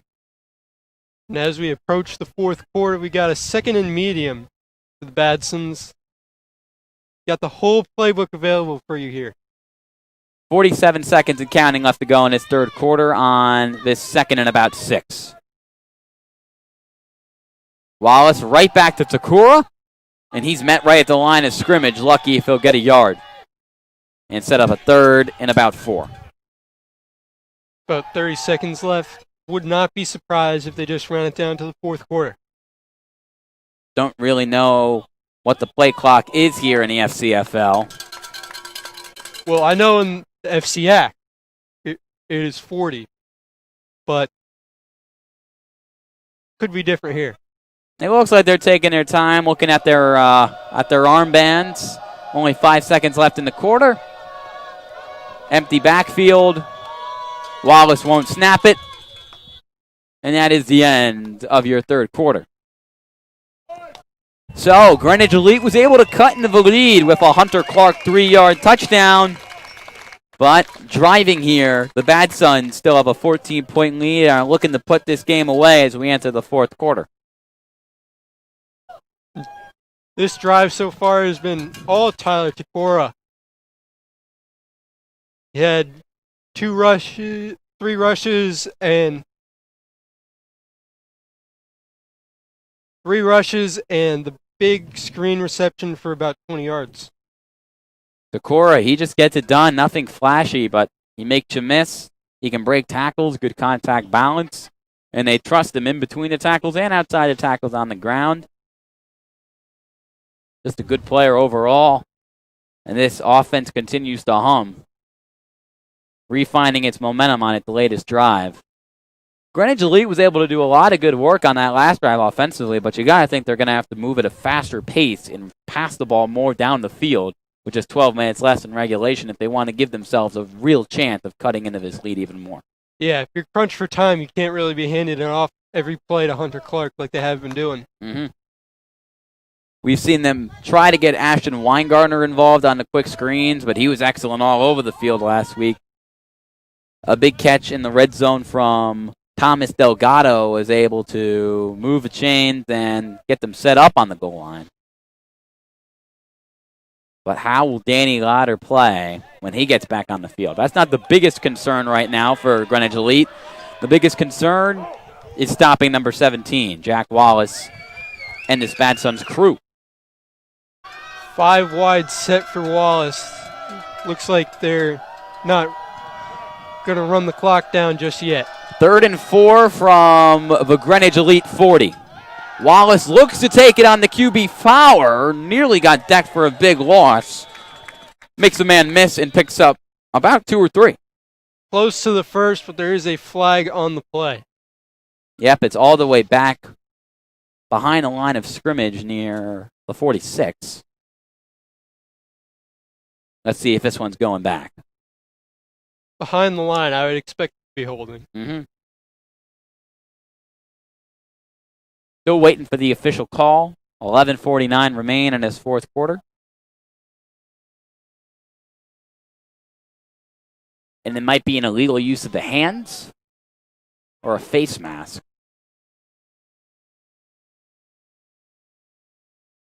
And it's going to push them back far.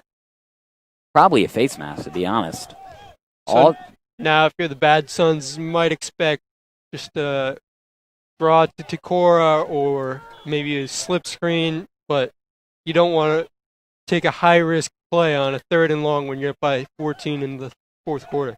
So backed up all the way to their own 45-yard line. They need to get to the Greenwich 36 to move the chains. Wallace, plenty of time. Slinging it over the middle. It's underthrown and nearly nabbed by number 87. Risky business on that one, and luckily it did not end in a Greenwich Elite interception for quarterback Jack Wallace. And that was 3rd down. So on 4th, they will punt. They lost it down on that penalty.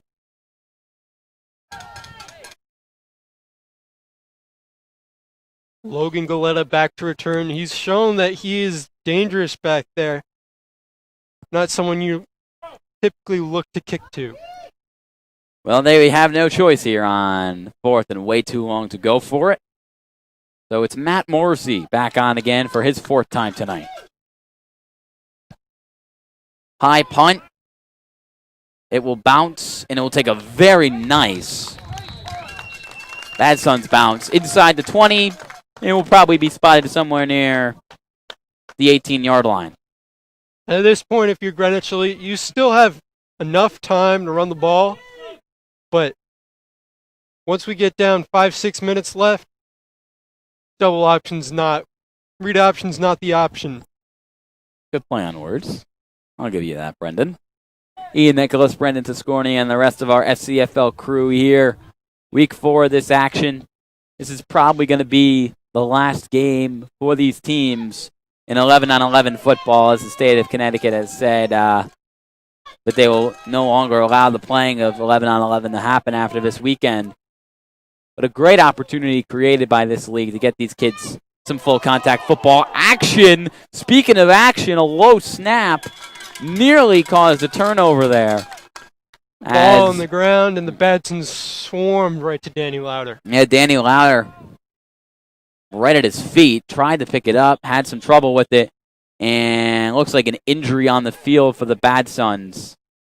That's going to go on, the injury is going to be on number 33, Riley Jordan. Still trying to get a number on the injured players, and I believe it is Riley Jordan. He's at the bottom of the pile. He probably got hit or something twisted.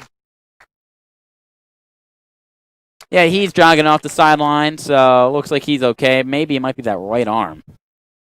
Looks a little... Yeah, they are looking at his right arm, so we wish him nothing but the best. Already got hurt by the injury bug earlier in this game. Ken Martin has been sidelined with a right shoulder injury that he suffered on the last play of the first half. So here's 2nd and long after the fumble. And a quick strike over the middle of the field to Thomas Delgado. Good strong hands by Tomas Delgado, avoiding the first hit, but swallowed up by the second one. Fearless over the middle, moves it up to the 19-yard line, and sets up about a 3rd and 10. 10-15 left to go in this 4th quarter. Huge down here for Danny Louder. Steps up, hit as he throws, and in and out of the hands of a defender for the Badsons. Ryan DeMarco, the middle linebacker, nearly had that. I bet you he's going to have a dream or two about that tonight. And they put in Riley Jordan. They put him right back in the game, and he's right back out. His right arm, is a problem, as the trainer will continue to look at him. And I wouldn't be surprised if we see him again in this game. Let's see. But the more pressing issue at hand right now is the punt, as Rosa back on the boot it. And not what you want to see right now if you're Greenwich. Here's the boot. The punt right to Brady Hutchinson. Fielded it in stride. Shifty as ever, but gunned down with a little return near the 43-yard line, 42-yard line. But in Greenwich Elite territory. 9:57 left to go in this 4th quarter. And right now, all Coach Joe Della Vecchia and this Badsons crew want to do is protect this 14-point lead and get a massive win right near on Water Tower Field. You're up 14, less than 10 minutes left. Another touchdown might put this game away. I would go as far as say another touchdown would put this game away. But look, anything is possible. We've seen crazier comebacks before, and this Badsons offense has been hit or miss these last few drives. They haven't scored anything in this second half. Flag on the play, and it looks like too many men on the field for the Badsons. Or on one of the teams. On Greenwich Elite, actually. Mm-hmm. That's going to move them up 5 yards. Now, Colin Molshine will check out of the game. One of their best players on that side of the ball. But just a mental error right there at its finest. And one they cannot afford, giving the Badsons even better field position to start off this drive. Trips right to the bottom of the screen. Wouldn't be surprised if we see a lot more of Takura, and there he is, right up the middle. Keeps the legs churning, but maybe a yard as he was stuffed right at the line. But some words exchanged at the bottom of the pile as Chikora comes up without his helmet on. Hey, but look, he's still there. No, nothing too bad. He will go to the sideline, though. Nope. He'll stay in the game, excuse me. He might have to come out of the game. I'm not sure about the rules in this league, but I know for sure that in the NCAA, if a player's helmet is taken off, they have to leave the game. I remember one of our good friends, Ethan Shallum, lost his helmet when they were playing the Greenwich Elite last week. I don't know if he had to sit out, but it looks like Chikora will stay in there. He's so good. I was wrong. Hey, helmet's loose. Okay, guys, strap him up. Guys, strap up the chin straps. And they want to ride number 34 the rest of this game. That's what they want to do. Keep the ball on the ground, keep the ball in their possession, cheer up some more clock. But here's a rollout here from Wallace. Going downfield, looking for Hutchinson, and he pulls it down. A little bit of Randy Moss impersonation here. Going up and over number 38, Jack McCulloch. In double coverage. That's a great play by both Wallace, putting it right where his receiver can get it, and by Hutchinson by going up and getting it. Brady Hutchinson has just proven time in and again that you put a ball anywhere in the area, he can catch it. He's pulling it down.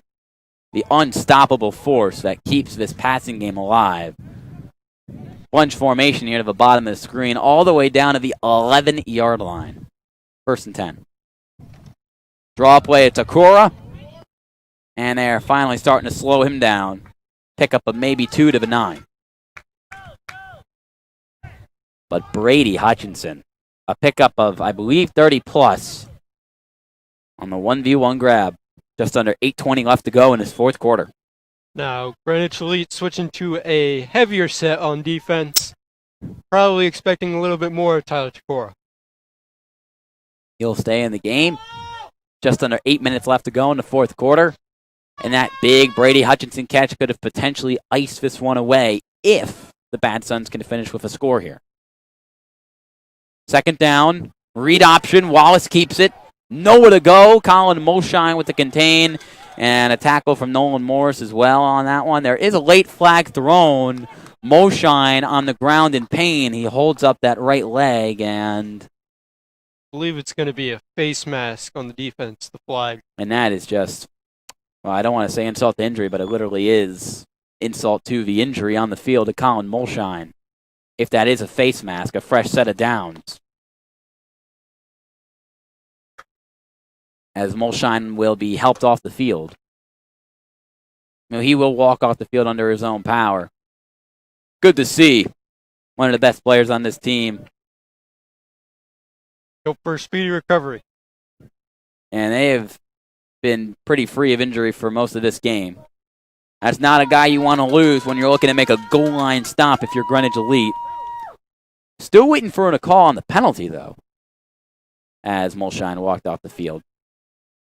And the Badsons will be moved up, and the down marker will stay at 3rd down. So, not a face mask. No, and now it is reversed to a 1st, so it is a face mask. And they are going to move up to the 7-yard line. No, it's 2nd. So oh, it's all over the place. It's 3rd, it's 1st, it's 2nd. Good call, though.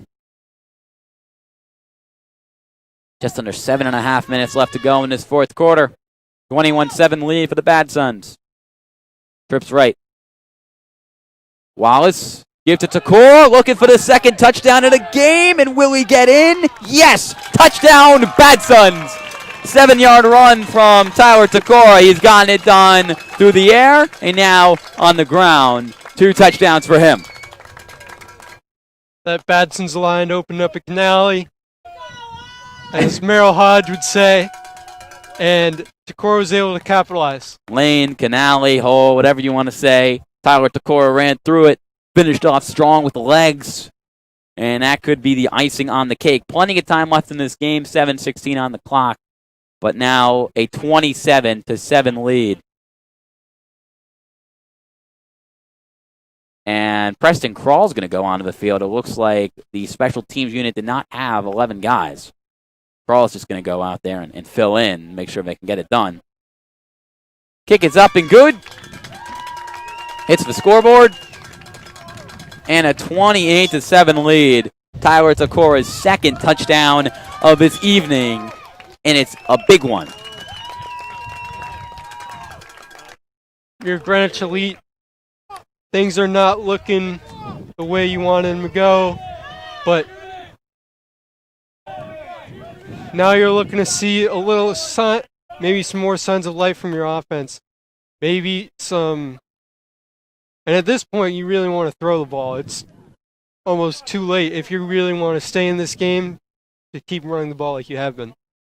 I do want to give a lot of credit to the organization and the people that put this Greenwich Elite football team together. A lot of work, I know, was put together from the parents. I mean, multiple schools represent this team. It's not easy just to put all those guys together and expect them to gel within a few weeks.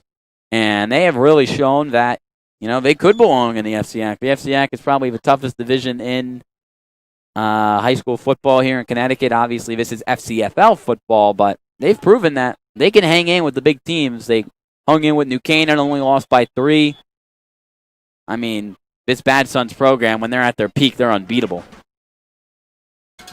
But right now, and last year they were unquestionably the best team in the state.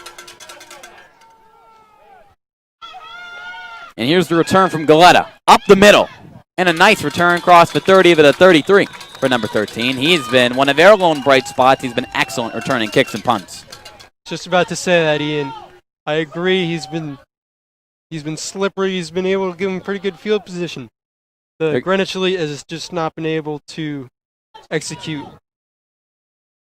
They'll officially spot the ball at the 34-yard line. Maybe not as good a returner as Chris Canet has been this season for New Canaan. 2+ kick returns of 90+ yards for him in the last 2 games. Who cares about New Canaan, though? I'm sorry. I can't help myself. But just wanted to throw that out there. Just over 7 minutes left to go in this quarter, and that ball well overthrown from water. Looking for Thomas Delgado. Had him on the corner route. Couldn't find him. So stop. Clock stops with 7:05 left to go in this fourth quarter.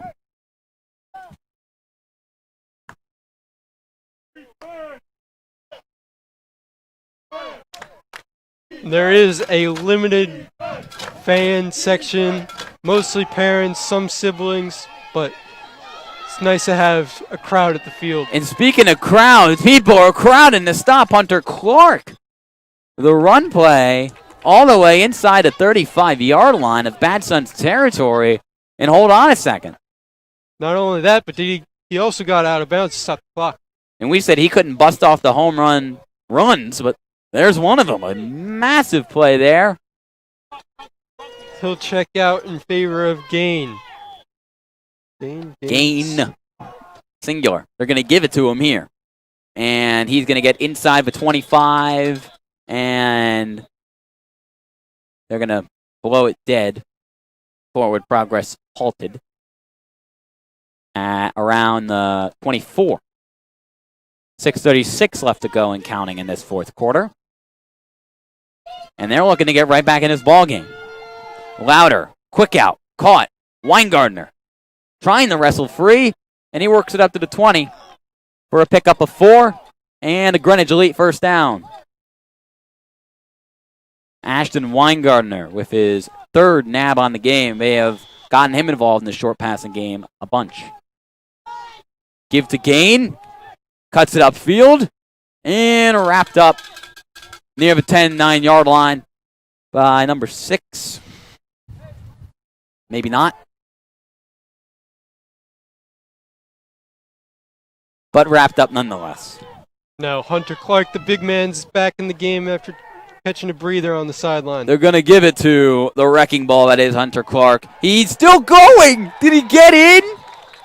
Yes! How did he do that, Brendan? Touchdown for Greenwich Elite. Hunter Clark looked dead to rights near the 3 or 4 yard line. All of a sudden, he's still on his feet, and he's into the end zone for his second touchdown of this second half. It's 28-13. The Badsons still in the lead. You're trying to tackle a bowling ball like that. You got to get your arms wrapped around him. You can't let him break free. And that's exactly what he did. It might not mean a lot in the grand scheme of things, but this is still a ball game. 5:52 left to go in his fourth quarter, and Hunter Clark is doing all he can to keep his team in this. Here's the PAT from Cristiano Rosa. Hold is good. Kick is up. Kick is well good. Right into the bushes.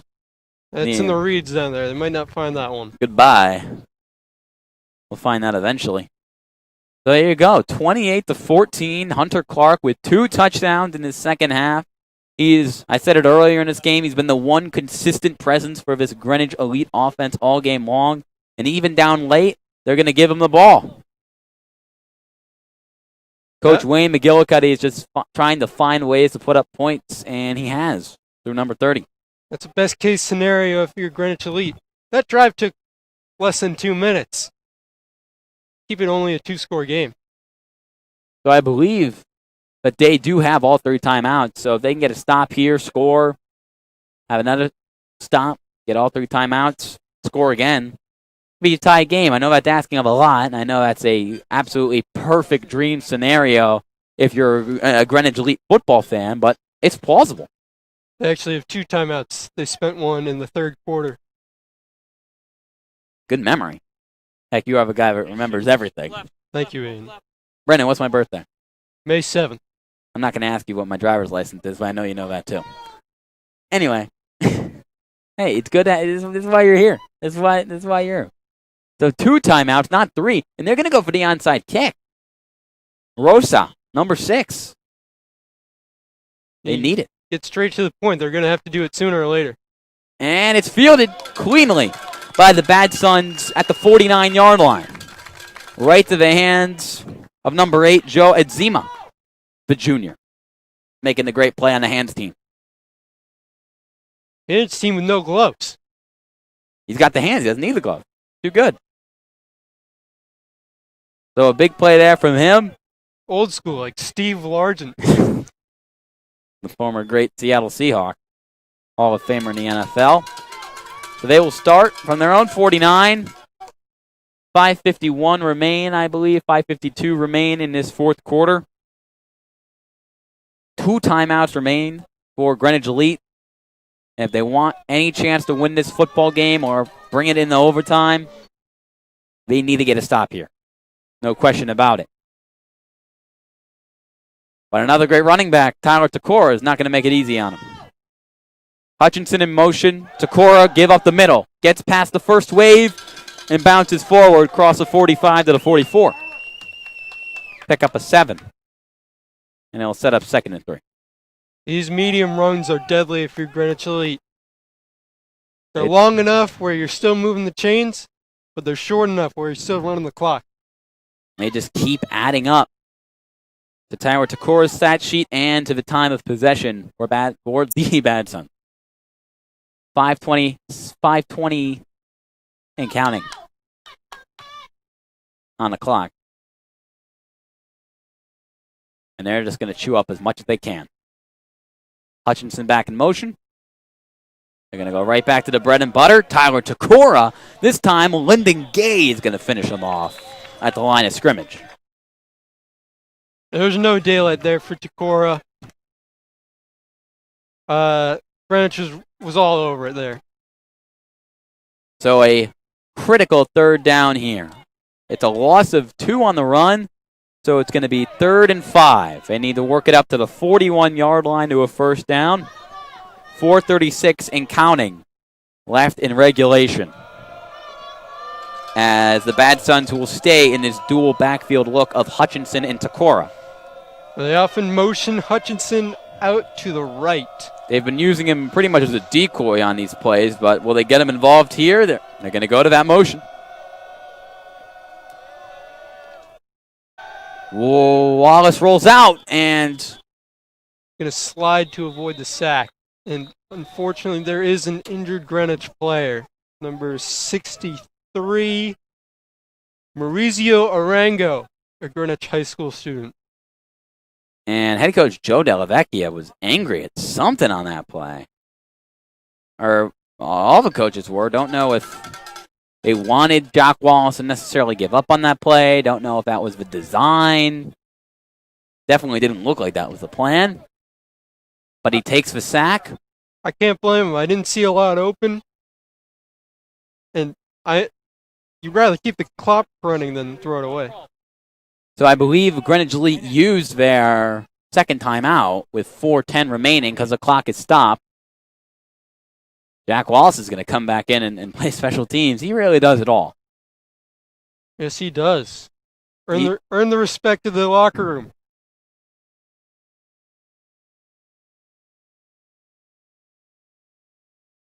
Matt Morrissey back on the punt from the 45-yard line. And all of a sudden, Greenwich Elite is going to keep us here even longer, trying to mount an excellent comeback. Hunter Clark has been the only thing going for him. So they have to find some success through the air.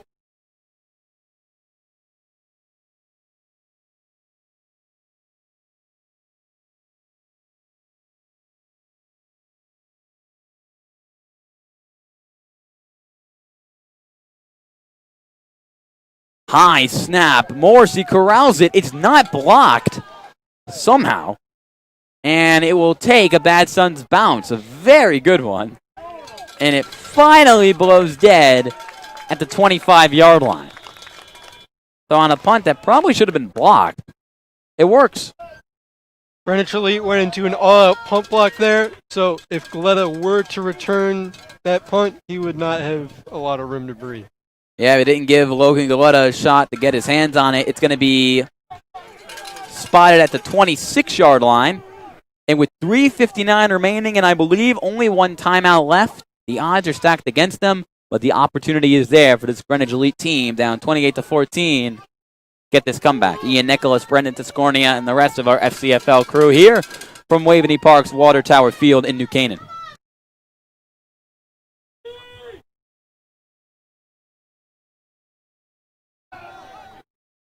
Looking downfield, and it not completed. Looking for Thomas Delgado, Logan Galetta also in the area, and it sailed over all their head. Danny Louder just hasn't been able to get the touch he's wanted on those deep shots. Just hasn't been his day in. 2 picks in the first half. They really haven't thrown the ball at all in the second half. No, and they need to. When you come into the half down 21-0, you would think the run game would be abandoned. It's been the exact opposite. Hunter Clark has still been the focal point. Now you're down 14. I don't think with 3:59 left in the game, I don't think you have the option of running the ball anymore. 2nd and 10 from the 26. Louder, scanning, and again sailing over the head of a Greenwich receiver. Logan Galetta, double covered. Didn't have a shot at that one.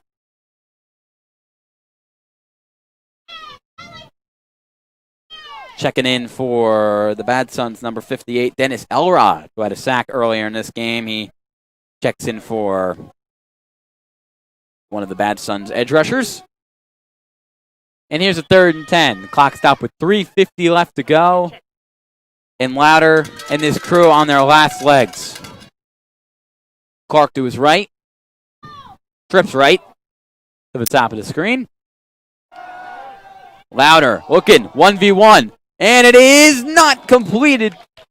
In and out of the hands of Reed Signer. Justin Williams on the coverage. Did a good job of waiting until Signer got in contact with the ball to hit the ball away. Signer had it in his right hand, but clean downfield coverage from Justin Williams, but it's not much more you can ask for the captain cornerback. He might not be the biggest guy, but he gets it done continually, and he has shut down pretty much everything that Greenwich Elite has thrown to this entire secondary, really, down the field. So here's the game. 4th and 10, 3:49 remaining. Louder, quick throw, incomplete, but there's a flag. And that is a massive error. Max Warren is going to get called for some kind of PI or holding. 4th down. Just got to keep your hands down in that situation. Plain and simple. If at the turnover on downs, that's the game. With 3:40 remaining and only one timeout in the pocket. just got there a little bit too early. That'll be But he was in good 15 position. yards and a first down. So it's going to move him all the way up to the 41-yard line. From the 26 to the 41, so 15 yards, as Brendan said.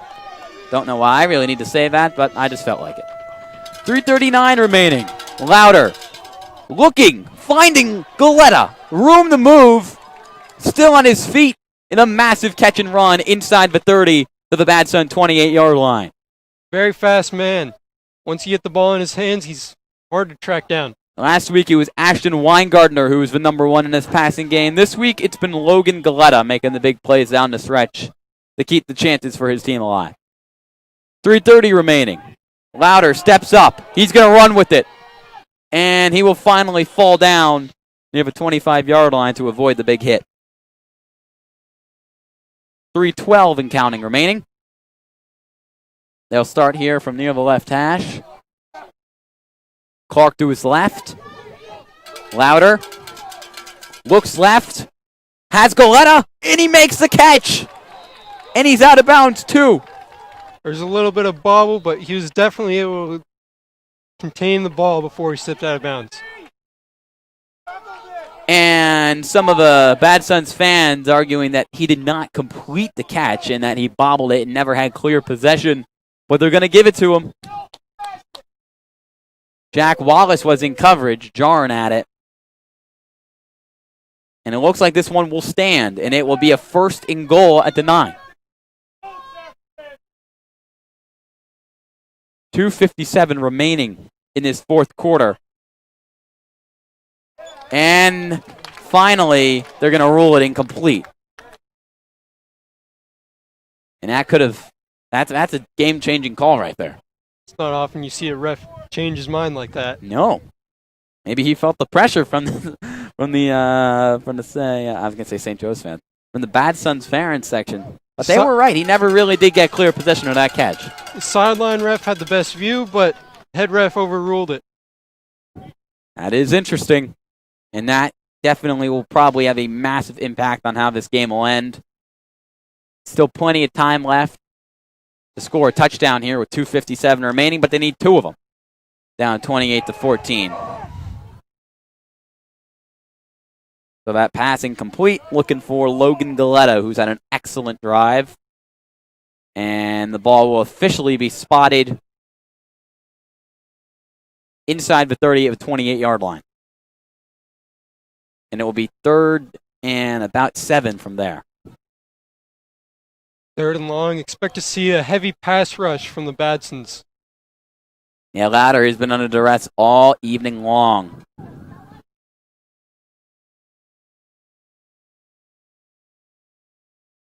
And I wouldn't expect anything else here. Still waiting for some kind of confirmation. They're going to change the down marker to 2nd down. So 2nd and 7. So are they just...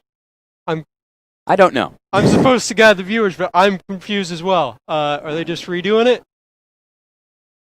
That's what it looks like to me. Well, it should be an incompletion. They're trying to get a confirmation on what down it is. It looks like it's going to be 3rd down. And it will stay 3rd down.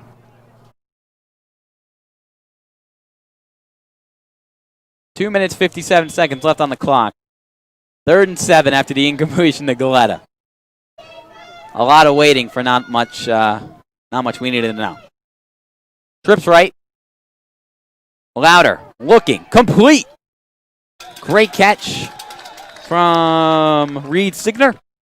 There's a tight window. Finally, Louder finally making some good passes. Just 1v1 on the slant and boxing out Justin Williams and making the catch. And it will keep this drive alive. 2:48 remaining and counting. Going right back to Signer. 1v1 ball, and it's incomplete with Justin Williams in coverage, looking at him near the 5-yard line. And Williams has more than, has definitely shown he's a terrific 1v1 cover defender in this game.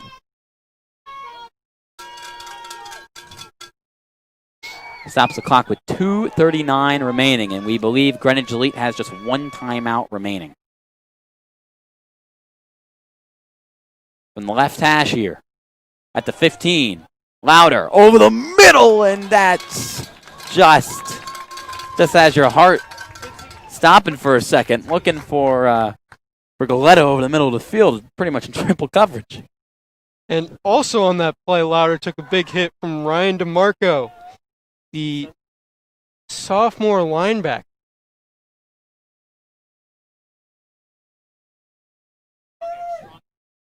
Good play from him. But still, despite all that, Galetto almost came down with it. He is just a special kind of player, number 13. He's lined up in the slot to the left here. 2:35 left. That play's blown dead before it starts.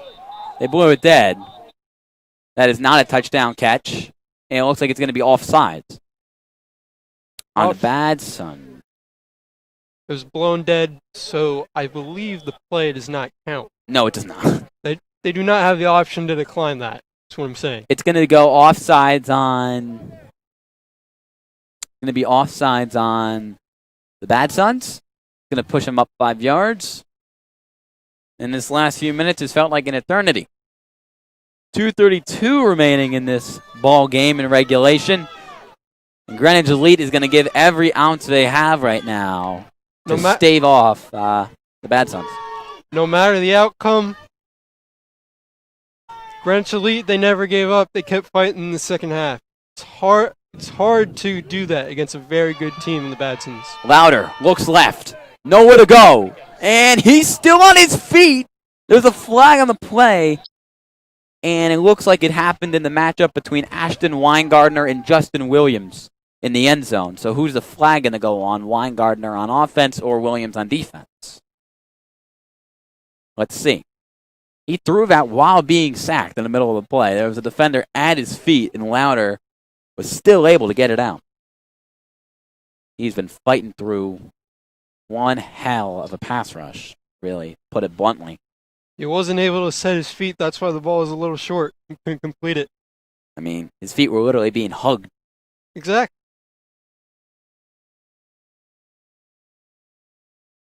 .217 left on the clock. It stopped. The refs. It's going to be a hold on Justin Williams of the Badsons, a cornerback who has played a little bit up and down on this drive. Ashton Weingartner is a hard guy to stop, and he got a little too handsy trying to stop number 4. And now it's going to be first and goal from inside the 5, right at the 5. Wouldn't be surprised if they go right back to Hunter Clark here. 2:17 left in the game.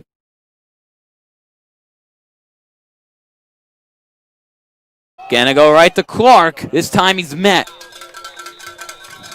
Wrapped up by Dennis Elrod. And that clock's going to just keep on ticking. Just under 2 minutes remaining. Second and goal from the 3-yard line. Right back to Clark. He doesn't get what he needs. Dennis Elrod as well as a bunch of other defenders on that front. But Elrod has been fantastic in this game. Third down from the 3-yard line. Clock continues to roll. They're going to keep that last time out. Minute 33 and counting. Are they going to go right back to number 30? He's got 2 touchdowns today. Will he get his third or will he be denied? Or will they pass? They're going to go 1v1 ball. And it is incomplete. They say he didn't get the feet in. Justin Williams on the coverage. Blocked that off. Signer didn't stand a chance. Signer versus Williams. That time, clean coverage from him. And he couldn't get those feet in bound. So now this is the game. 4th and goal from the 3-yard line. The Badsons protecting a 14-point lead with 1:18 remaining. Trips left. Looks right for the slant, and it's incomplete. Ashton Weingartner couldn't find it, and that is most likely going to be our ball game here from Waveney Park. But there's a flag on the play. It's thrown late. I believe it's after the play. And it's going to be a penalty on the sideline? Is it going to be a personal penalty on the sideline? It's going to go on the Badsons, but since it was after the play, the incompletion in the fourth down stop will stand. So it doesn't have too much of an impact. Greenwich has been fighting an uphill battle this whole second half, but that pretty much puts it away. Pretty much is right. Looking for Ashton Weingartner on that slant on the far side. They loaded up, trips left, but they went to Weingartner. Isolated him one-on-one. And the Badsons got the stop they needed. Bend, but don't break. That has been their mentality in the second half. Greenwich has finally come alive a little bit. They've scored 14 points, obviously, in this half. But when they've needed to, they've stopped them in their track. So Jack Wallace will take over, backed up at his own 3 or 2. And even if he gets taken down here for a safety, still a 2-possession game. And they're just going to look to chew up the clock, go home with the win, and have a pretty successful FCFL Senior Division season.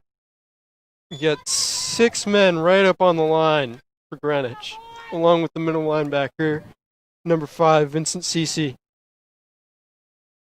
Wallace looks to throw, just puts it up, and Brady Hutchinson falls, looking for the flag, and no one will get it.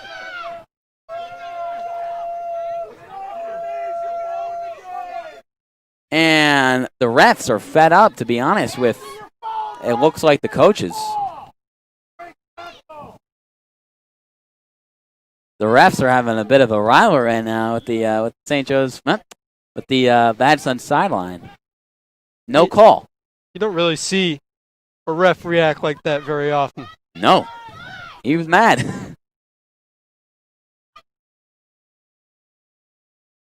So 2nd and 10. Give up the middle. Great piece of running to get him out of a danger zone.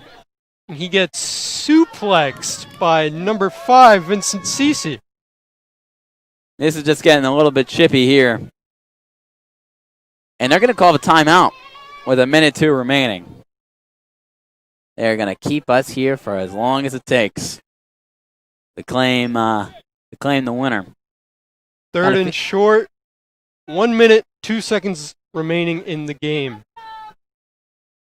Kind of feel like the election right now. Like, we know who's in the lead, but we're going to stay here until we have the official score. And it's taking a long time to chew the clock right now. Just a quick little shuttle pass. There's a flag thrown on it, so it doesn't count. Whistle blown. You're going to have to redo that play. Yep.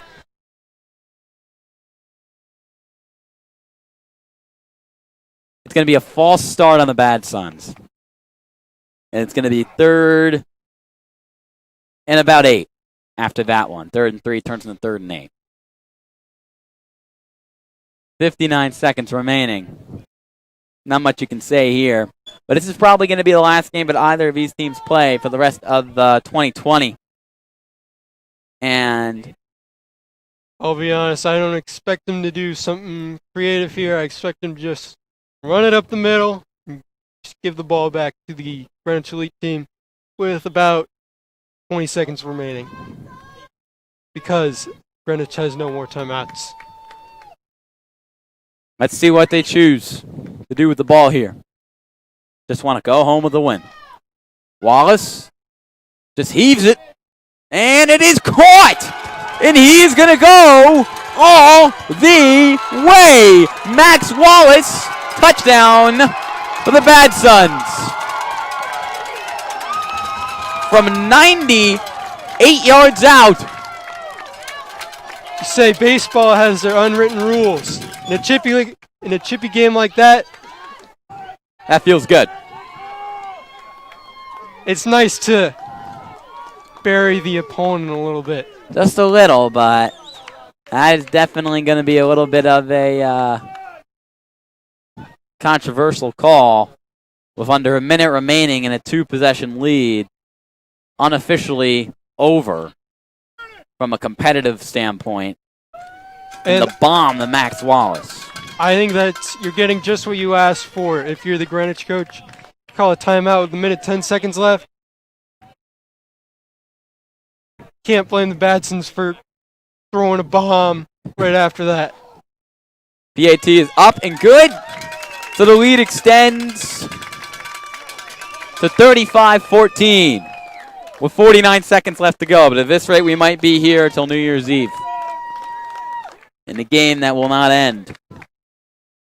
But the Badsons are going to end this season, this FCFL season, this 4-game stretch, I believe, with a 3-1 record, with their only loss coming to New Canaan.